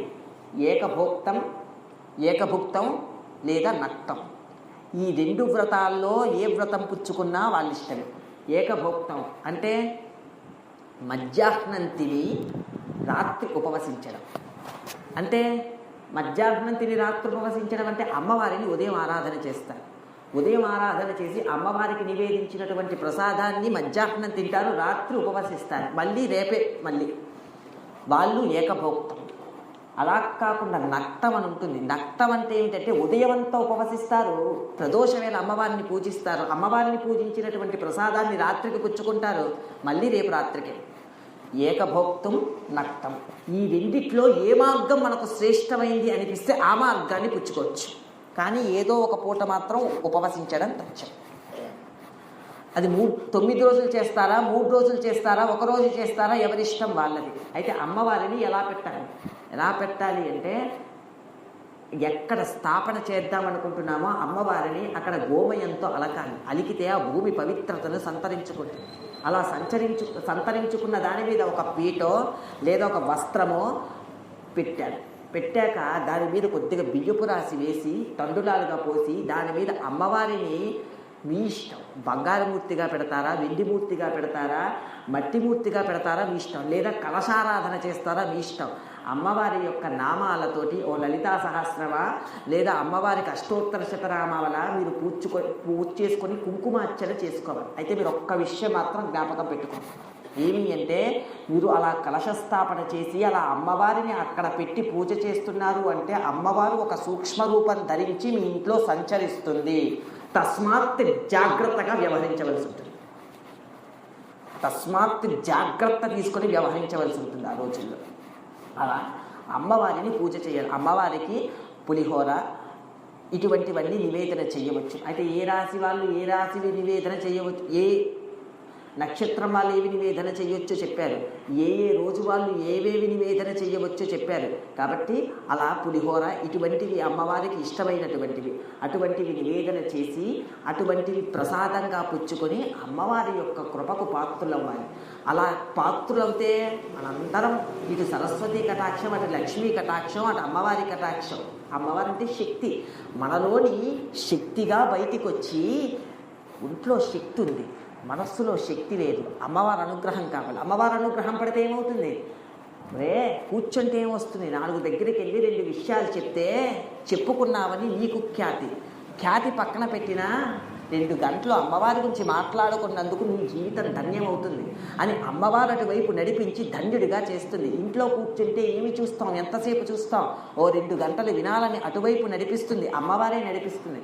అలా శక్తి రూపంగా మంచి మార్గంలో తిరిగిపోయేటటువంటి రూపంలో మనల్ని అనుగ్రహిస్తుంది. అలా అనుగ్రహించాలంటే ఈ 9 రోజులు అమ్మవారి వైపు మనం తిరిగిపోతే అమ్మవారు మనల్ని అనుగ్రహిస్తుంది. అంత పరమోత్కృష్టమైనటువంటి శారదా నవరాత్రులు కొన్ని రోజుల్లోనే వచ్చేస్తుంది. కాబట్టి ఆ విషయం మీద జాగ్రత్త వహించి ప్రవర్తించండి. నా ప్రవచనాన్ని నేను ఇక్కడితో ముగిస్తూ మంగళాశాసనపరైః మదాచార్య పురోగమైః సర్వైశ్చ పూర్వైరాచార్యైః సత్కృతాయ అస్తు మంగళం. మంగళం కోసలేంద్రాయ మహనీయ గుణాత్మనే చక్రవర్తి తరోజాయ సార్వభౌమాయ మంగళం. ఉమాకాంతాయ కాంతాయ కామితార్థప్రదాయినే శ్రీగిరీశాయ దేవాయ మల్లినాథాయ మంగళం. సర్వం శ్రీమామహేశ్వర పరబ్రహ్మార్పణమస్తు. స్వస్తి.